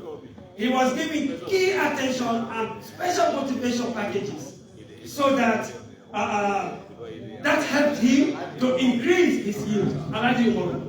So please, in making policy, we also need to make sure we make a special innovative idea, motivating packages, so that master farmers will be more motivated for us to get better yield. Mr. Speaker, honorable members, one of the things that we need to pay key attention is the research activities. Before then, Jana University was very good in that. But today, people don't even know which particular crops that can yield dividend in their various areas. So please, this is very laudable venture that can also increase the productivity of agricultural produce. Mr. Speaker, honorable members, special credit facility will be need to be accorded to farmers with no credit, with no interest basis. Because today, if you go to bank for any business, if you go for loan in any bank, always those interests always outweigh even the real purpose. Sometimes you end up working for the bank. The current one. So please, Mr. Speaker, I'm also asking the government to also make sure they establish an MOU for special credit facilities so that farmers will be continue to get loans with no credit, with no special. Mr. Speaker, honorable members. Mr. Speaker, honorable members, I want to draw your attention to climate change actions. Whatever we are discussing, let us understand that climate change action sometimes have effect on our productivity in terms of agriculture. Now, Mr. Speaker, like human activities, land depletion, and also deforestation sometimes also create negative impact on our agricultural activity. So, Mr. Speaker, honorable members. How many dredges? Mr. Speaker. Land destruction. Thank you very much, Honorable Makele. Thank you. Honorable Hindolo M. Giba.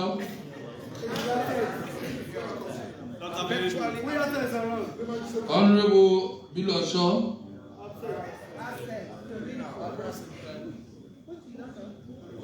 Honorable Alex M. Rogers.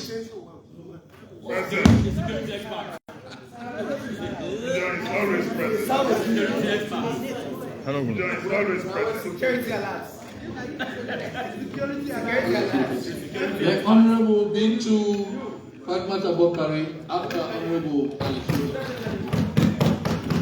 Mr. Speaker, colleagues, members of Parliament, I rise on behalf of the people of Puton District to add my voice to my colleagues on the speech delivered by our President on the 3rd of August.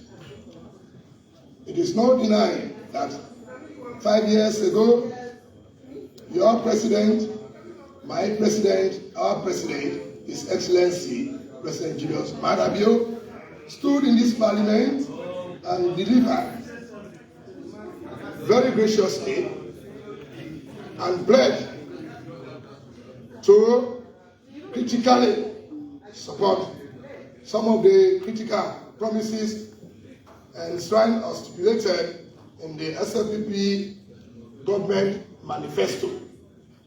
And I want to coherently, Mr. Speaker, point of order for point of correction, sir. Clarification, sir. 34, Mr. Speaker. The member said the president stood before us to deliver. And for record's sake, was the president standing when delivering the speech, sir? I want to know that. Honorable, the essence of communication is to understand. Proceed. Sir, we are recording. I should think my colleague got me wrongly, Mr. Speaker. You totally got me wrongly. Don't worry, you are correct. You are correct. The essence of communication is to understand. We all understand. So proceed. Fine. And you will agree with me that all of the promises, if not most of the promises that were stipulated in the Sierraleone government People's Party manifesto were fulfilled. Tenacious lady were fulfilled. Resolute lady were fulfilled. And it is against that background that the people of this country voted recently for the president to be re-elected, at least in the context of continuity. Yeah. And no, I'm not going to security issues today. Don't worry about that.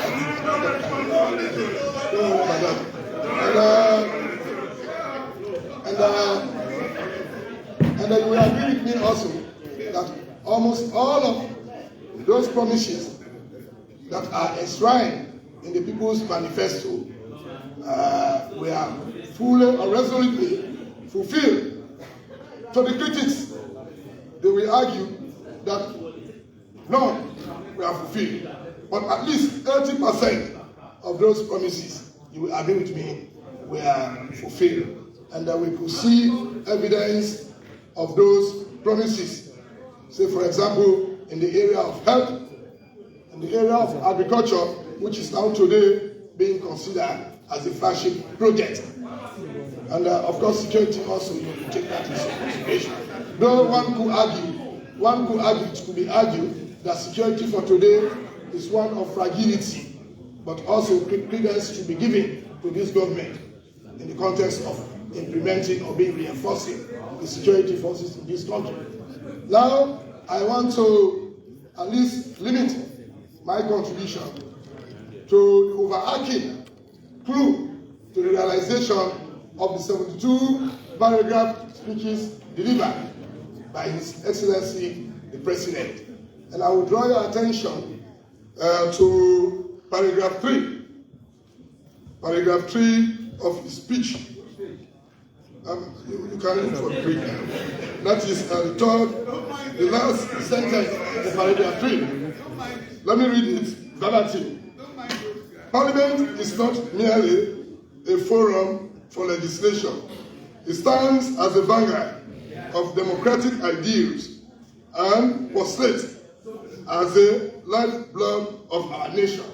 This is in tangent with another descriptive role of Parliament that I will read to you verbatim. There's a reason why I am citing those paragraphs, and I will dilate on those paragraphs. Honorable Rogers, 2 honorable members debated yesterday. Honorable Alisandi and proceed. I have started the first paragraph on the descriptive role of Parliament. Now the second paragraph on the descriptive role of Parliament, which is of essence. And I will engage you on the reason, the thread of those paragraphs. It is a more reason why I have cited them, Mr. Speaker. The second one being, you can find out in paragraph 61. Let this Parliament, this beacon of hope, continues to lead the way, exemplifying dedication to the noble task of nation building. What President has cleverly done here, we agree with me, is that he has made us understand that Parliament is very much important, and that even in the implementation of those policies that are stipulated in the People's Manifesto are being charged to our responsibility. Parliament is very much important. Parliamentarians should ensure that indeed we have the power to make sure, particularly within the context of carrying out our oversight function, to make sure that those policies stipulated in the People's Manifesto are being implemented very judiciously. So this is the reason why I took my own time to make reference to those descriptive paragraphs being the responsibility, carrying the responsibility of Parliament. We be no exception as parliamentarians. And it is against this background, Mr. Speaker, that I want to charge some of the parliamentarians that will be put in charge of those committees, particularly the chair and the president of the chairman, to be very vigilant with regards within the stream of carrying out their oversight functions. This time should be no business as usual. No business as usual. Please. With regards to carrying out your functions, your oversight functions, is what I mean. Please. Yes. I'd like allow. Proceed, Honorable. Yeah. So I want to charge. Please allow him. I want to charge those of us that will be placed in the position of chairman in those particular oversight functions. Yes. No, I've not seen the disclaimer about that. To be very vigilant. To carry out your functions. Please, let's not take money into consideration. We have a civic role to play, and it is against this background. One of my colleagues, I think the MP in Bo District, was making reference to agriculture being the flagship project for the government, so that we ensure that, for example, those tractors that we are supplying and fertilizer, but particularly tractors, to ensure that we see them physically. I think that we help the new Minister of Agriculture carry out his function. And also, President mentioned about security. Security, of course, is very much important. I don't think that is what they want to hear. Security analysis. Security is very much important with regards to political pluralism. In political plural state, there is a need, the dire need to have maximum security. Without maximum security, we will not have economic growth, turn on. And even investment forum will not be feasible if we distract the investors. So all of us should come on board to ensure that we have maximum security in this country. Without few remarks, I want to use this opportunity to say many times to His Excellency for his brilliant speech so graciously delivered in the way of this country. Thank you very much, Honorable Alex Lucas. Honorable Bintu Pamata. Thank you very much, Mr. Speaker. Honorable Foyo Tolly, are you ready? Honorable Foyo Tolly, are you here? Please remind me. Just proceed, Honorable. Thank you very much, Mr. Speaker. Mr. Speaker, honorable members, my name is Honorable Bintu Fatmata Bokari, representing Bond District. Honorable members of this august House, if anyone has told you that Presidentbio has not done his best for this country, I am telling you with authority that Presidentbio has done so well and he has delivered on his promises. Mr. Speaker, honorable members of Parliament, despite the economic problems that has faced the world, like the COVID-19 and the Russia-Ukraine war, Presidentbio has still stood his grounds and has delivered for the people of Sierra Leone. When Presidentbio came in 2018, he said that he will give free education irrespective of your gender or your tribe. And he has delivered on the promises he made. Presidentbio sent over 2 million children to school for free, and the government is paying for them, buying textbooks for them, and doing school feeding programs. Mr. Speaker, honorable members, mothers and women across this country say thank you to Presidentbio for educating our children. Presidentbio has done so well Presidentbio has done so well of constructing roads in this country, like the Moyamba and Mabam Bridge, etc., etc. I want to zoom into the Imperi Road that our people are grumbling with. Mr. Speaker, honorable member, you can bear me witness that the road leading to Imperi is very dilapidated. And the people of Imperi is not happy. And Mr. Speaker is using that road to his village. So we want to call on the mining sectors like the sierraleone, the Mexico, to ask them in this honorable house that what are they doing? Because they are taking our minerals out of this country, and yet still they are not doing anything good for our people in the area. So we want to bring them here to question them about our roads. You know, I'm saying this with vengeance. Because the road leading to our home, the road leading to our villages, our vehicles are getting spoiled every week or every 2 weeks that we went here. So we want this house to call upon the mining sectors to come and answer to us what are they doing with our minerals that they are not doing well for our road sectors.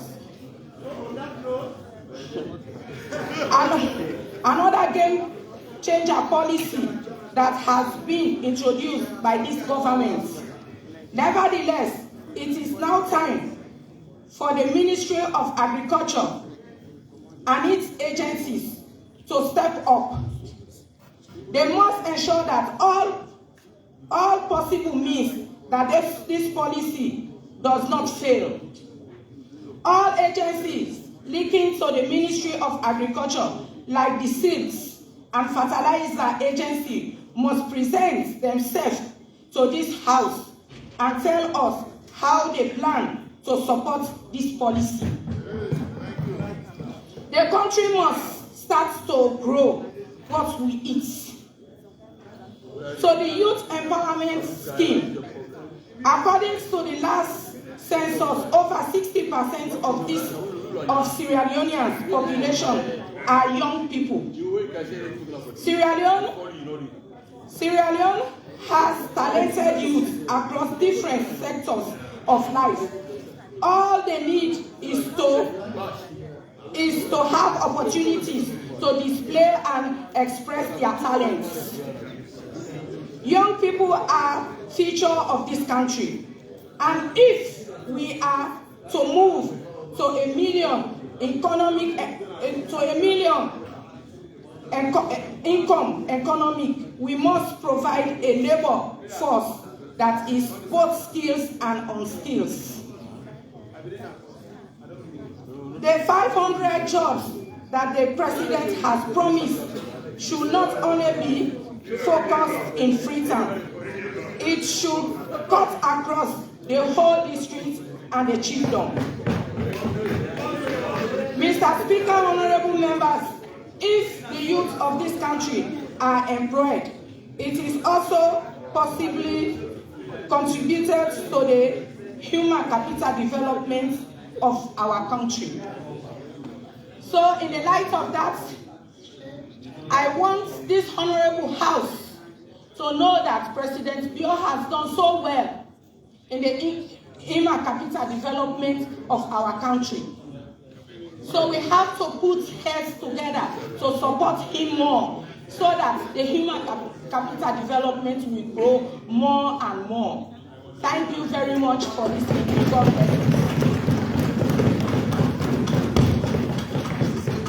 Thank you very much, Honorable. Mr. Speaker, honorable members, I want honorable members to be guided by SO 32.4.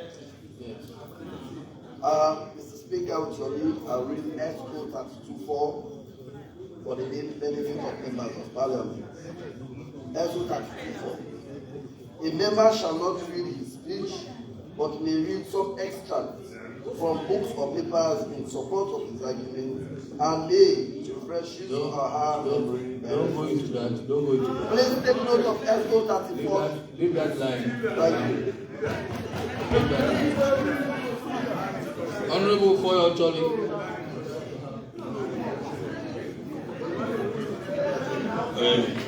Mr. Speaker, we are on record. We take note of your ruling. We are not against your ruling. But he just said, for the records, for the future, those who are coming to make them meet, we don't want to redundance the house to some level. We want to maintain standards. So again, I want to draw attention to the debate which you see very house, there's no way a company is going to work without an agreement for this house.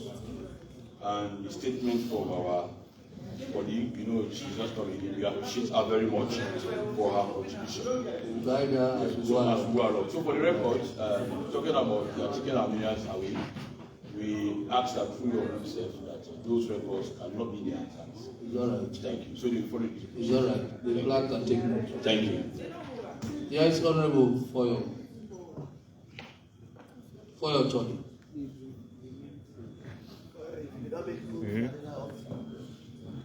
5 minutes. Mr. Speaker,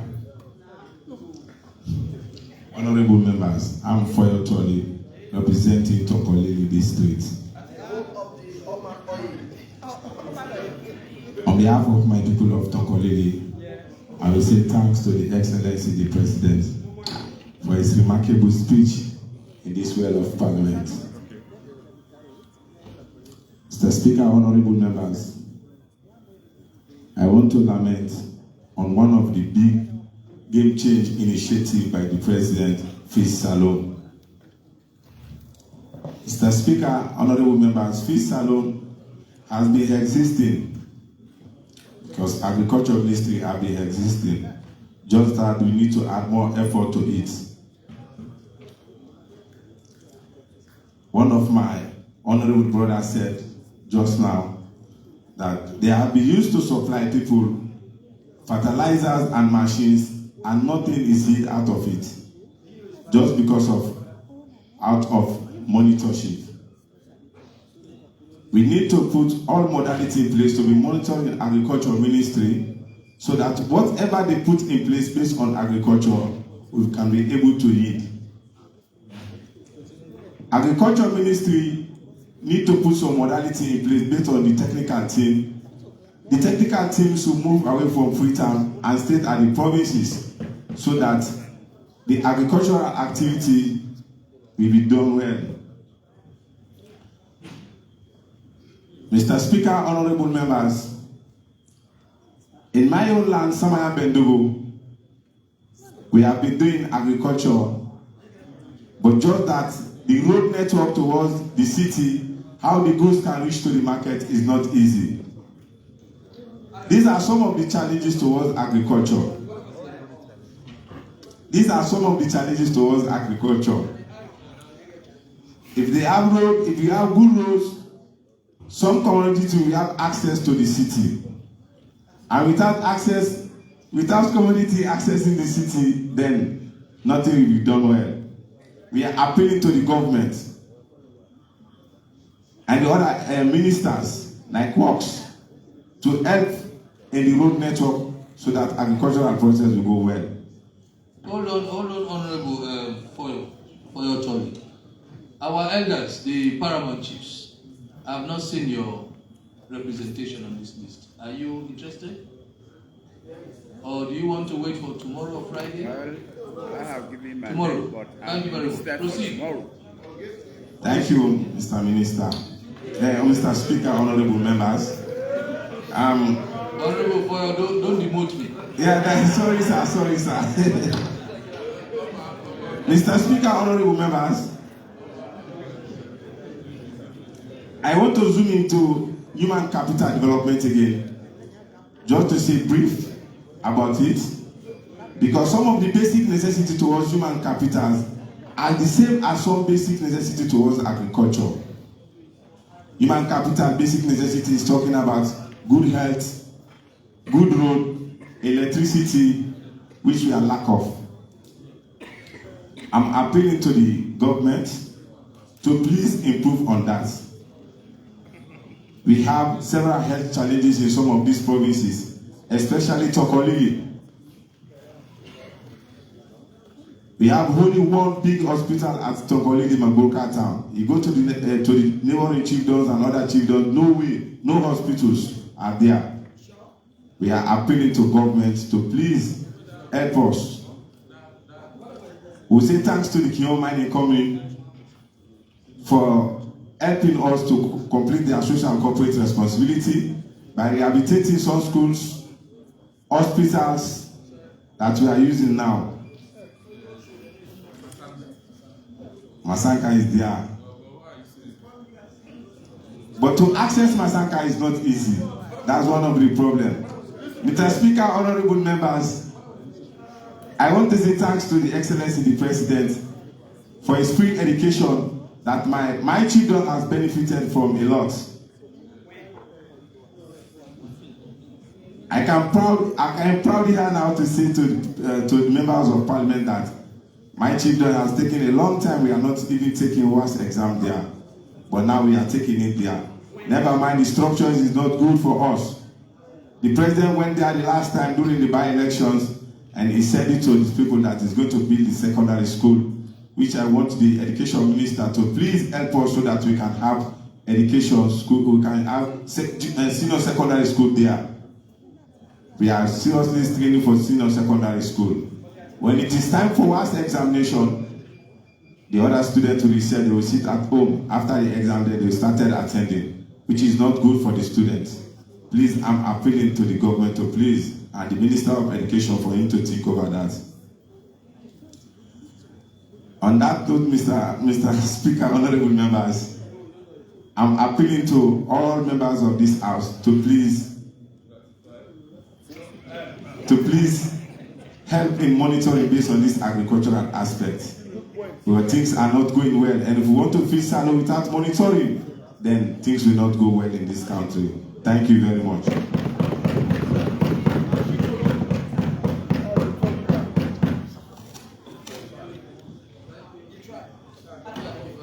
Honorable, are you done? Okay. Honorable Abila Kefak Faba. Oh, you have? Okay. Honorable Sylvester Boyman.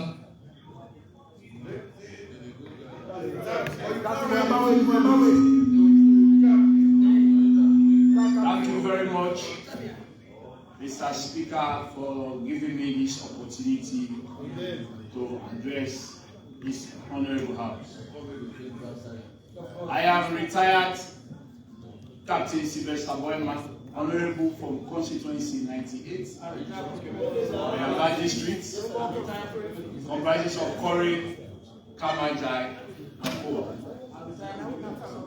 I want to thank the President for the speech he delivered on the 3rd of August 2023 in this very chamber.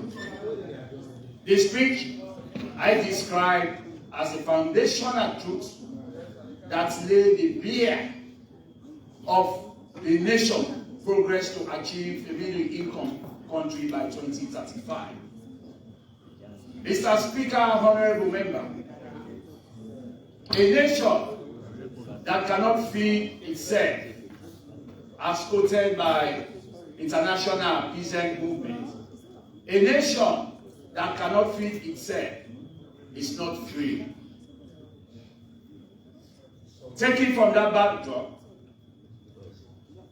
I want to refer to paragraph 14, 15, 16, 17, 18 of the President's speech, narrating the big 5 changes. With my background, Mr. Speaker, honorable member, I will go straight to zoom in to feed Salone. Agriculture, we all know, is the bedrock for economic development of a nation. And over 75 to 80% of our population in this country are farmers, mostly living in rural areas. Farmers, subsistence farmers.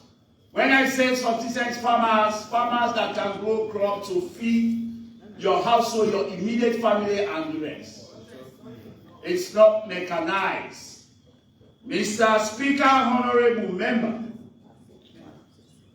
to zero into feed Salone, we all need to come together. I will give expert advice. If I can refer to page 27 of the presidential address to this house, he laid a lot of emphasis on the bottleneck. He said, I want to free this country from the bottleneck of importation. He outlined measures, paragraph 27, to be specific for records, bottlenecks to invigorate agricultural productivity, meaning the president wants to add strength and life to agricultural productivity. With those bottlenecks he highlights, he said his government will achieve the following measures, of which he highlighted 8. Mr. Speaker, honorable members, I want to tell you one bullet point one augment the government budget allocation to agriculture minimum of 10%. Mr. Speaker, honorable member, I want to tell you that this 10% is the basis of the Malabo Agreement in Equatorial Guinea Summit, signed in June 2014. I want to tell you, Mr. Speaker, honorable member, that SLPP government is very genuine to see that Sierra Leone will go to bed with food, adequate food. Can you imagine? 2014, member states have signed this agreement on paper. And from 2014 to date, Sierra Leone has been off track, meaning due to bad governance from the APC regime,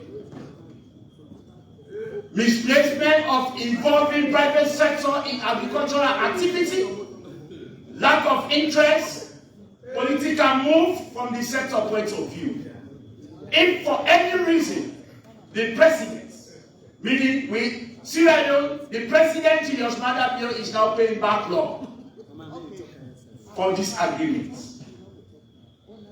Apart from the 10% from the national budget, which I think, looking at the fundamental activity outlined for feed salon, Mr. Speaker, honorable members, we need to double our efforts.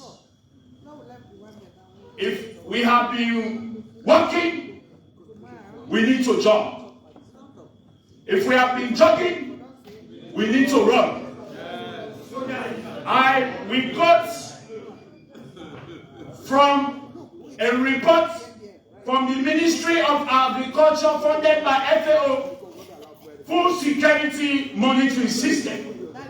This report is being conducted every year by Ministry of Agriculture to ascertain, one, in March, the planting period, to determine the planting period of farmers, and in August, September, to also determine the harvesting period. Mr. Speaker, honorable member, from the reports, I want to tell this honorable House, with your permission, Mr. Speaker, I read, a large majority of 78% of Sierra Leone population is food insecure. That is the report from the ministry, PEMC, responsible for monitoring all activity relating to agriculture. 78% of our country's population, food insecure. Moving further, the findings said most households cannot afford a healthy diet, which has implications on their health and nutritional status on the long run.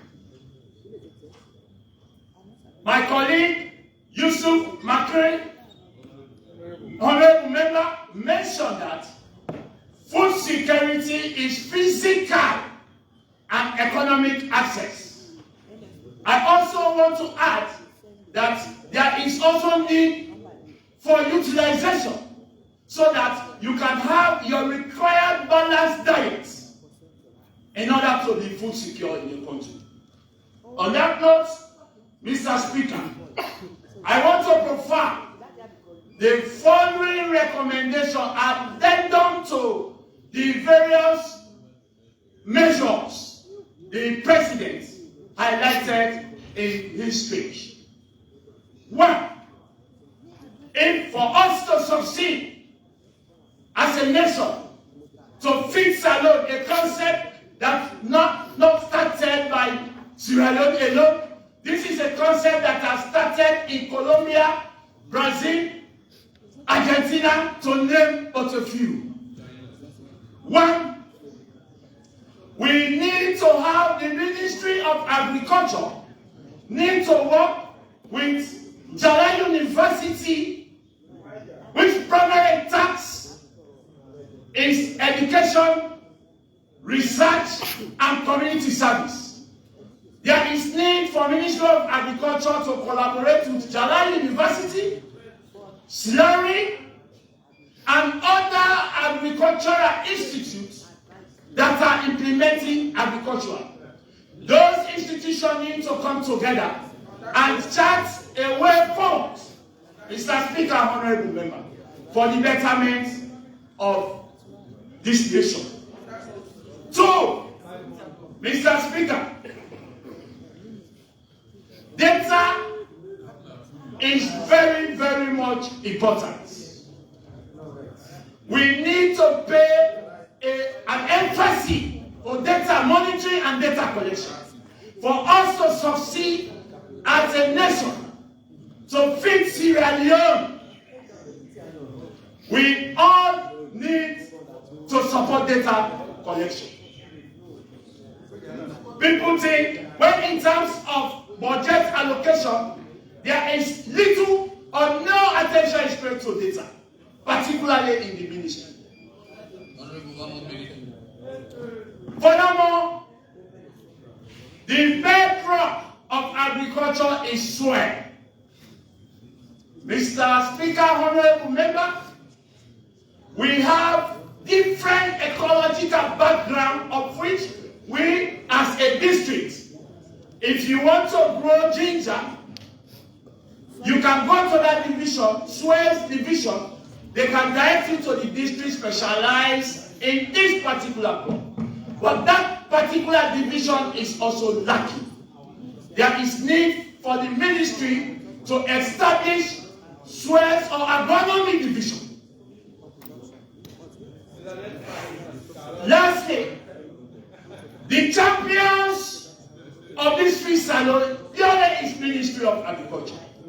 Mr. Speaker, honorable member, I want to tell you, staff from grade 8, very senior staff, are demotivated because of the salary.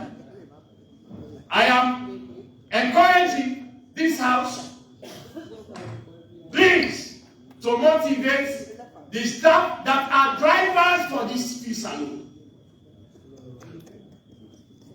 Mr. Speaker, honorable member, I finally want to end again with another recommendation, that is to provide, my colleagues have mentioned about agricultural implements lacking.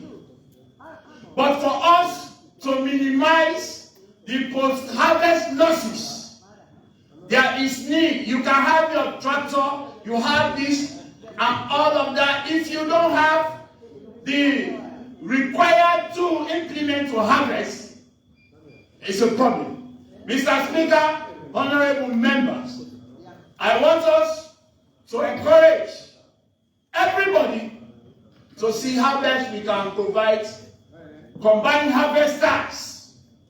That is a problem.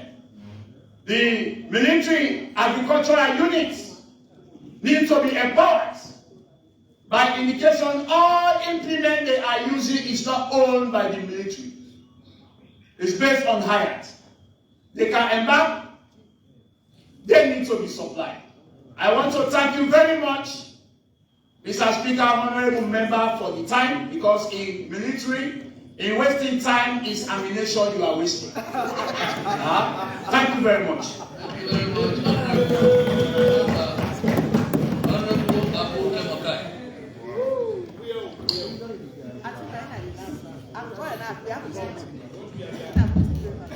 Thank you very much, Mr. Speaker.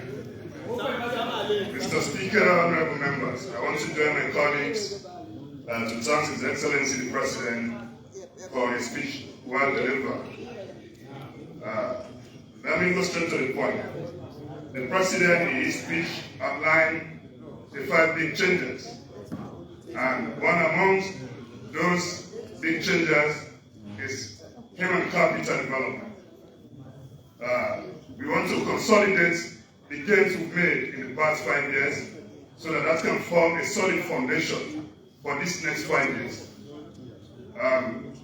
Human capital development is a very important component of our existence.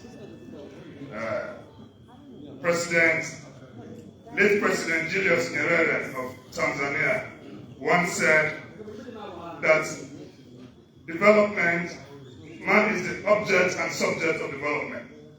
And that if you want to develop a society, you have to develop the man, because development is for man, by man, and of man. And that's exactly what the president started in the last 5 years. And we are building on that foundation. Having said that, for us to consolidate that gains, there are more we need to do, even in the human capital development. I'm coming from a district, specifically Bujon district, that we are geographically divided. Some part of the district is predominantly riverine communities, and some part is upland community. And in the last administration, the government, through the Ministry of Transport and Aviation, procured school buses for our kids, our school-going kids. I want to report to this House and to draw the attention of the ministry that for our children that are living in those riverine communities did not benefit from that opportunity. They are equally part of the children of Sierra Leone. The only way they can access their schools is through boats. I want to call the attention of the ministry that equally, if there is any way we can procure a boat for them so that they can access their schools, especially in the rains. School will reopens next month, and we're expecting them to go to school, and the safety of those kids is very, very paramount. I please want to call on the attention of the minister and all the authorities concerned to note that as a very important component. A lot of speakers have spoken around substance abuse. That's the intake of drugs by our young people in Sierra Leone. As I said, many young people in Sierra Leone are morally, mentally, and cognitively sick because of the substance abuse. And by the way, there are laws that prohibit, the intake of those drugs. We have the Pharmacy and Drugs Act of 2001. Section 49(1) of the Pharmacy and Drugs Act prohibits the intake of drugs, especially harmful drugs. But what we've learned over time is that those who are supposed to enforce, those laws, many form part of those that are even abusing, the drugs. We therefore need to call the attention of the Ministry of Internal Affairs, the Ministry of Youth Affairs, and other authorities concerned, including Parliament, to see how we can ensure those laws are enforced. The laws are there. The influx of young people, especially in free time, those that are not employed or idle young people are too much. When you drive along, I was driving, going to home around Lumley, and I met a young boy, sleeping and walking on the road. You cannot imagine that somebody may be sleeping and walking as well. So you can realize that if we want to attain, even if it's alone, we have to ensure that we protect our young people, because we're expecting them to go to the farms, and help so that we can attain the president's dream of ensuring that we feed Sierra Leone. And many people that have spoken around the Feed Sierra Leone initiative, to me, I've learned that they're more focused on rice cultivation. And I do believe we are shifting the focus of the Feed Sierra Leone. From what is before us, the Feed Sierra Leone initiative is not only focusing on rice cultivation. And when we talk about agriculture, it's not only talking about rice cultivation or production. There are many, many components of agriculture that we should be talking about, and we should let the public to know that in feeding Sierra Leone, one of the major economic sources of our country should be agriculture. And we have cash crops.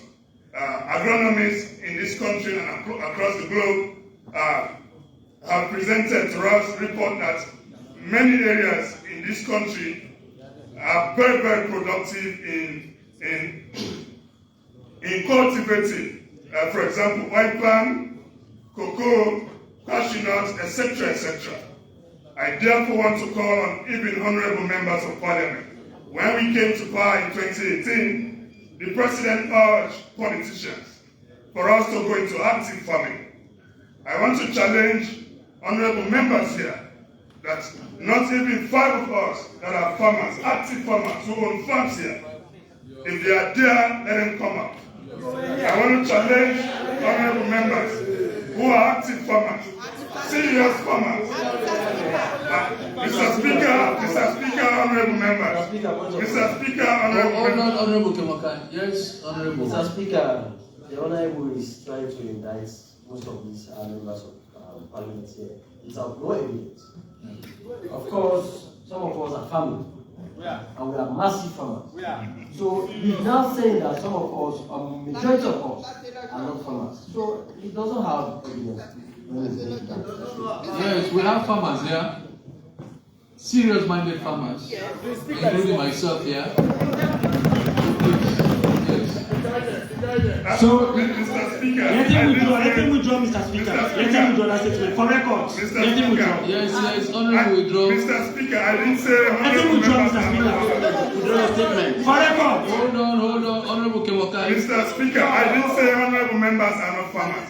I said, let me repeat myself. Yes. For the records. Yes. When we won election in 2018, the president urged we politicians to go into active farming, because we are leaders representing our people.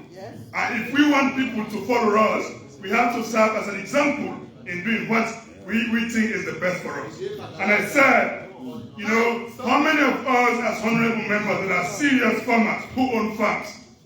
That was what I said. I didn't say. Yes, honorable. He did not say so.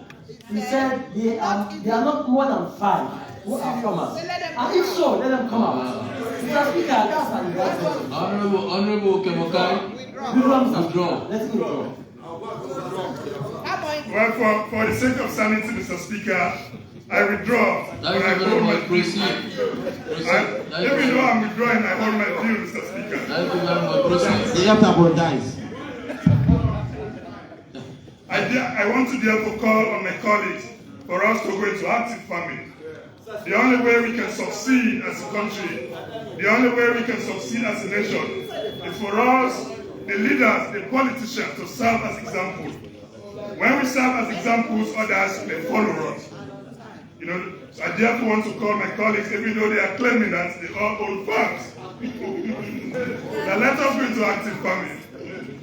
Honorable members, I actually join Honorable Kemokai in that.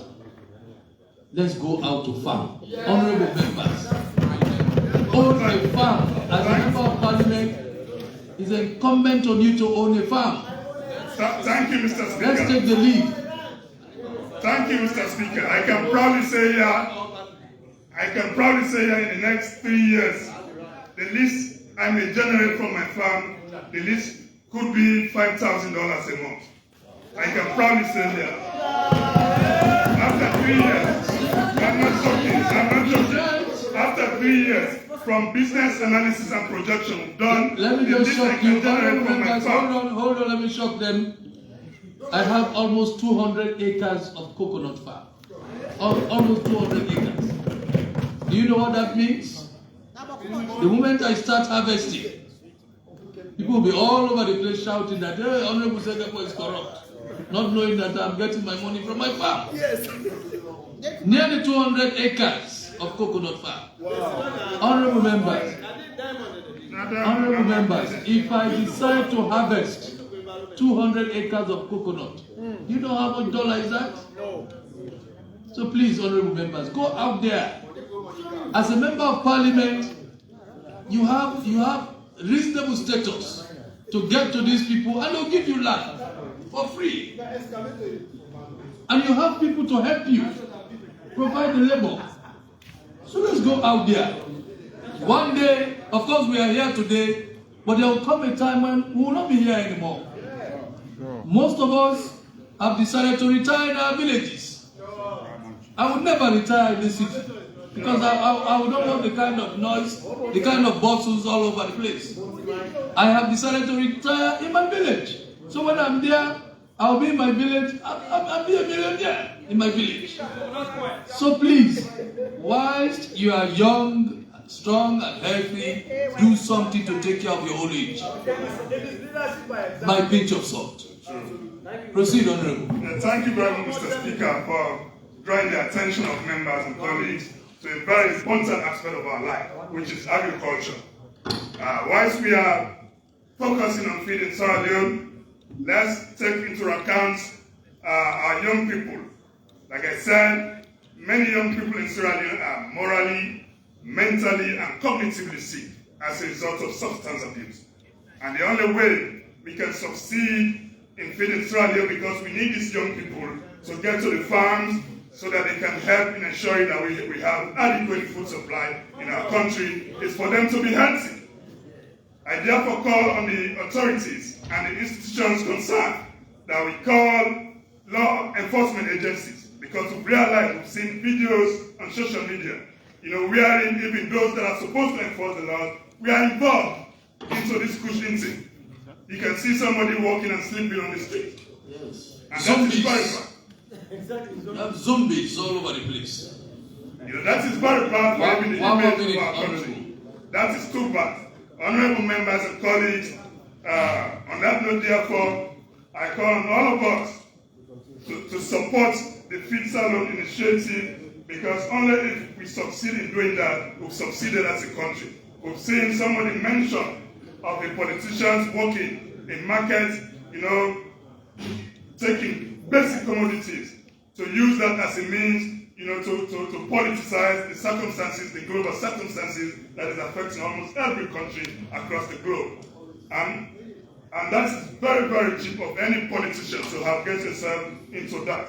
I therefore call on all of us to go into active farming so that we can ensure we're able to tackle the issue of food crisis and basic commodities in our country. Thank you very, very much, Mr. Thank Speaker. you very much, Honorable Kemokai. Thank you very much. Announcements.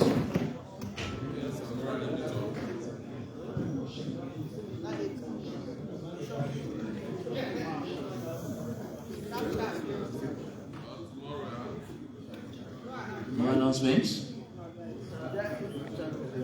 What is it? Mobile mic? Okay.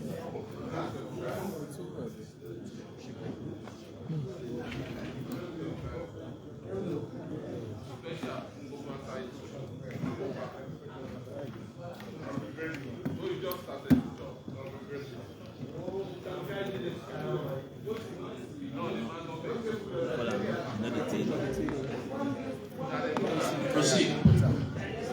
Announcement. SFP district caucuses across the country are requested to submit their various caucus executive lists on the decks of the Deputy Leader 2 before the close of day. I rely on your cooperation. Signed, Honorable Sir Emerson Lamina, Deputy Leader 2. The second one, all young honorable members are requested to meet at Committee Room 1 immediately after City. Signed, Honorable Hawa CFR. How young? It should be IPU members, not all young members. That's just too broad. IPU members. How young? This sitting is adjourned to tomorrow, 17th August 2023 at 10 a.m. prompt.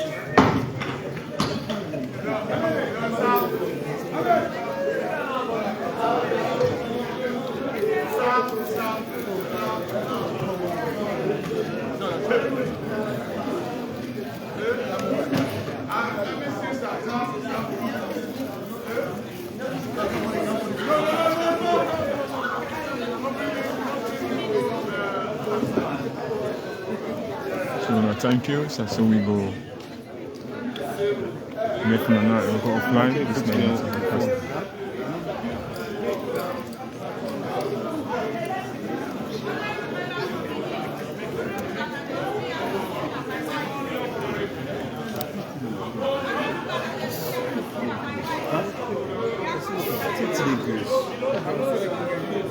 It's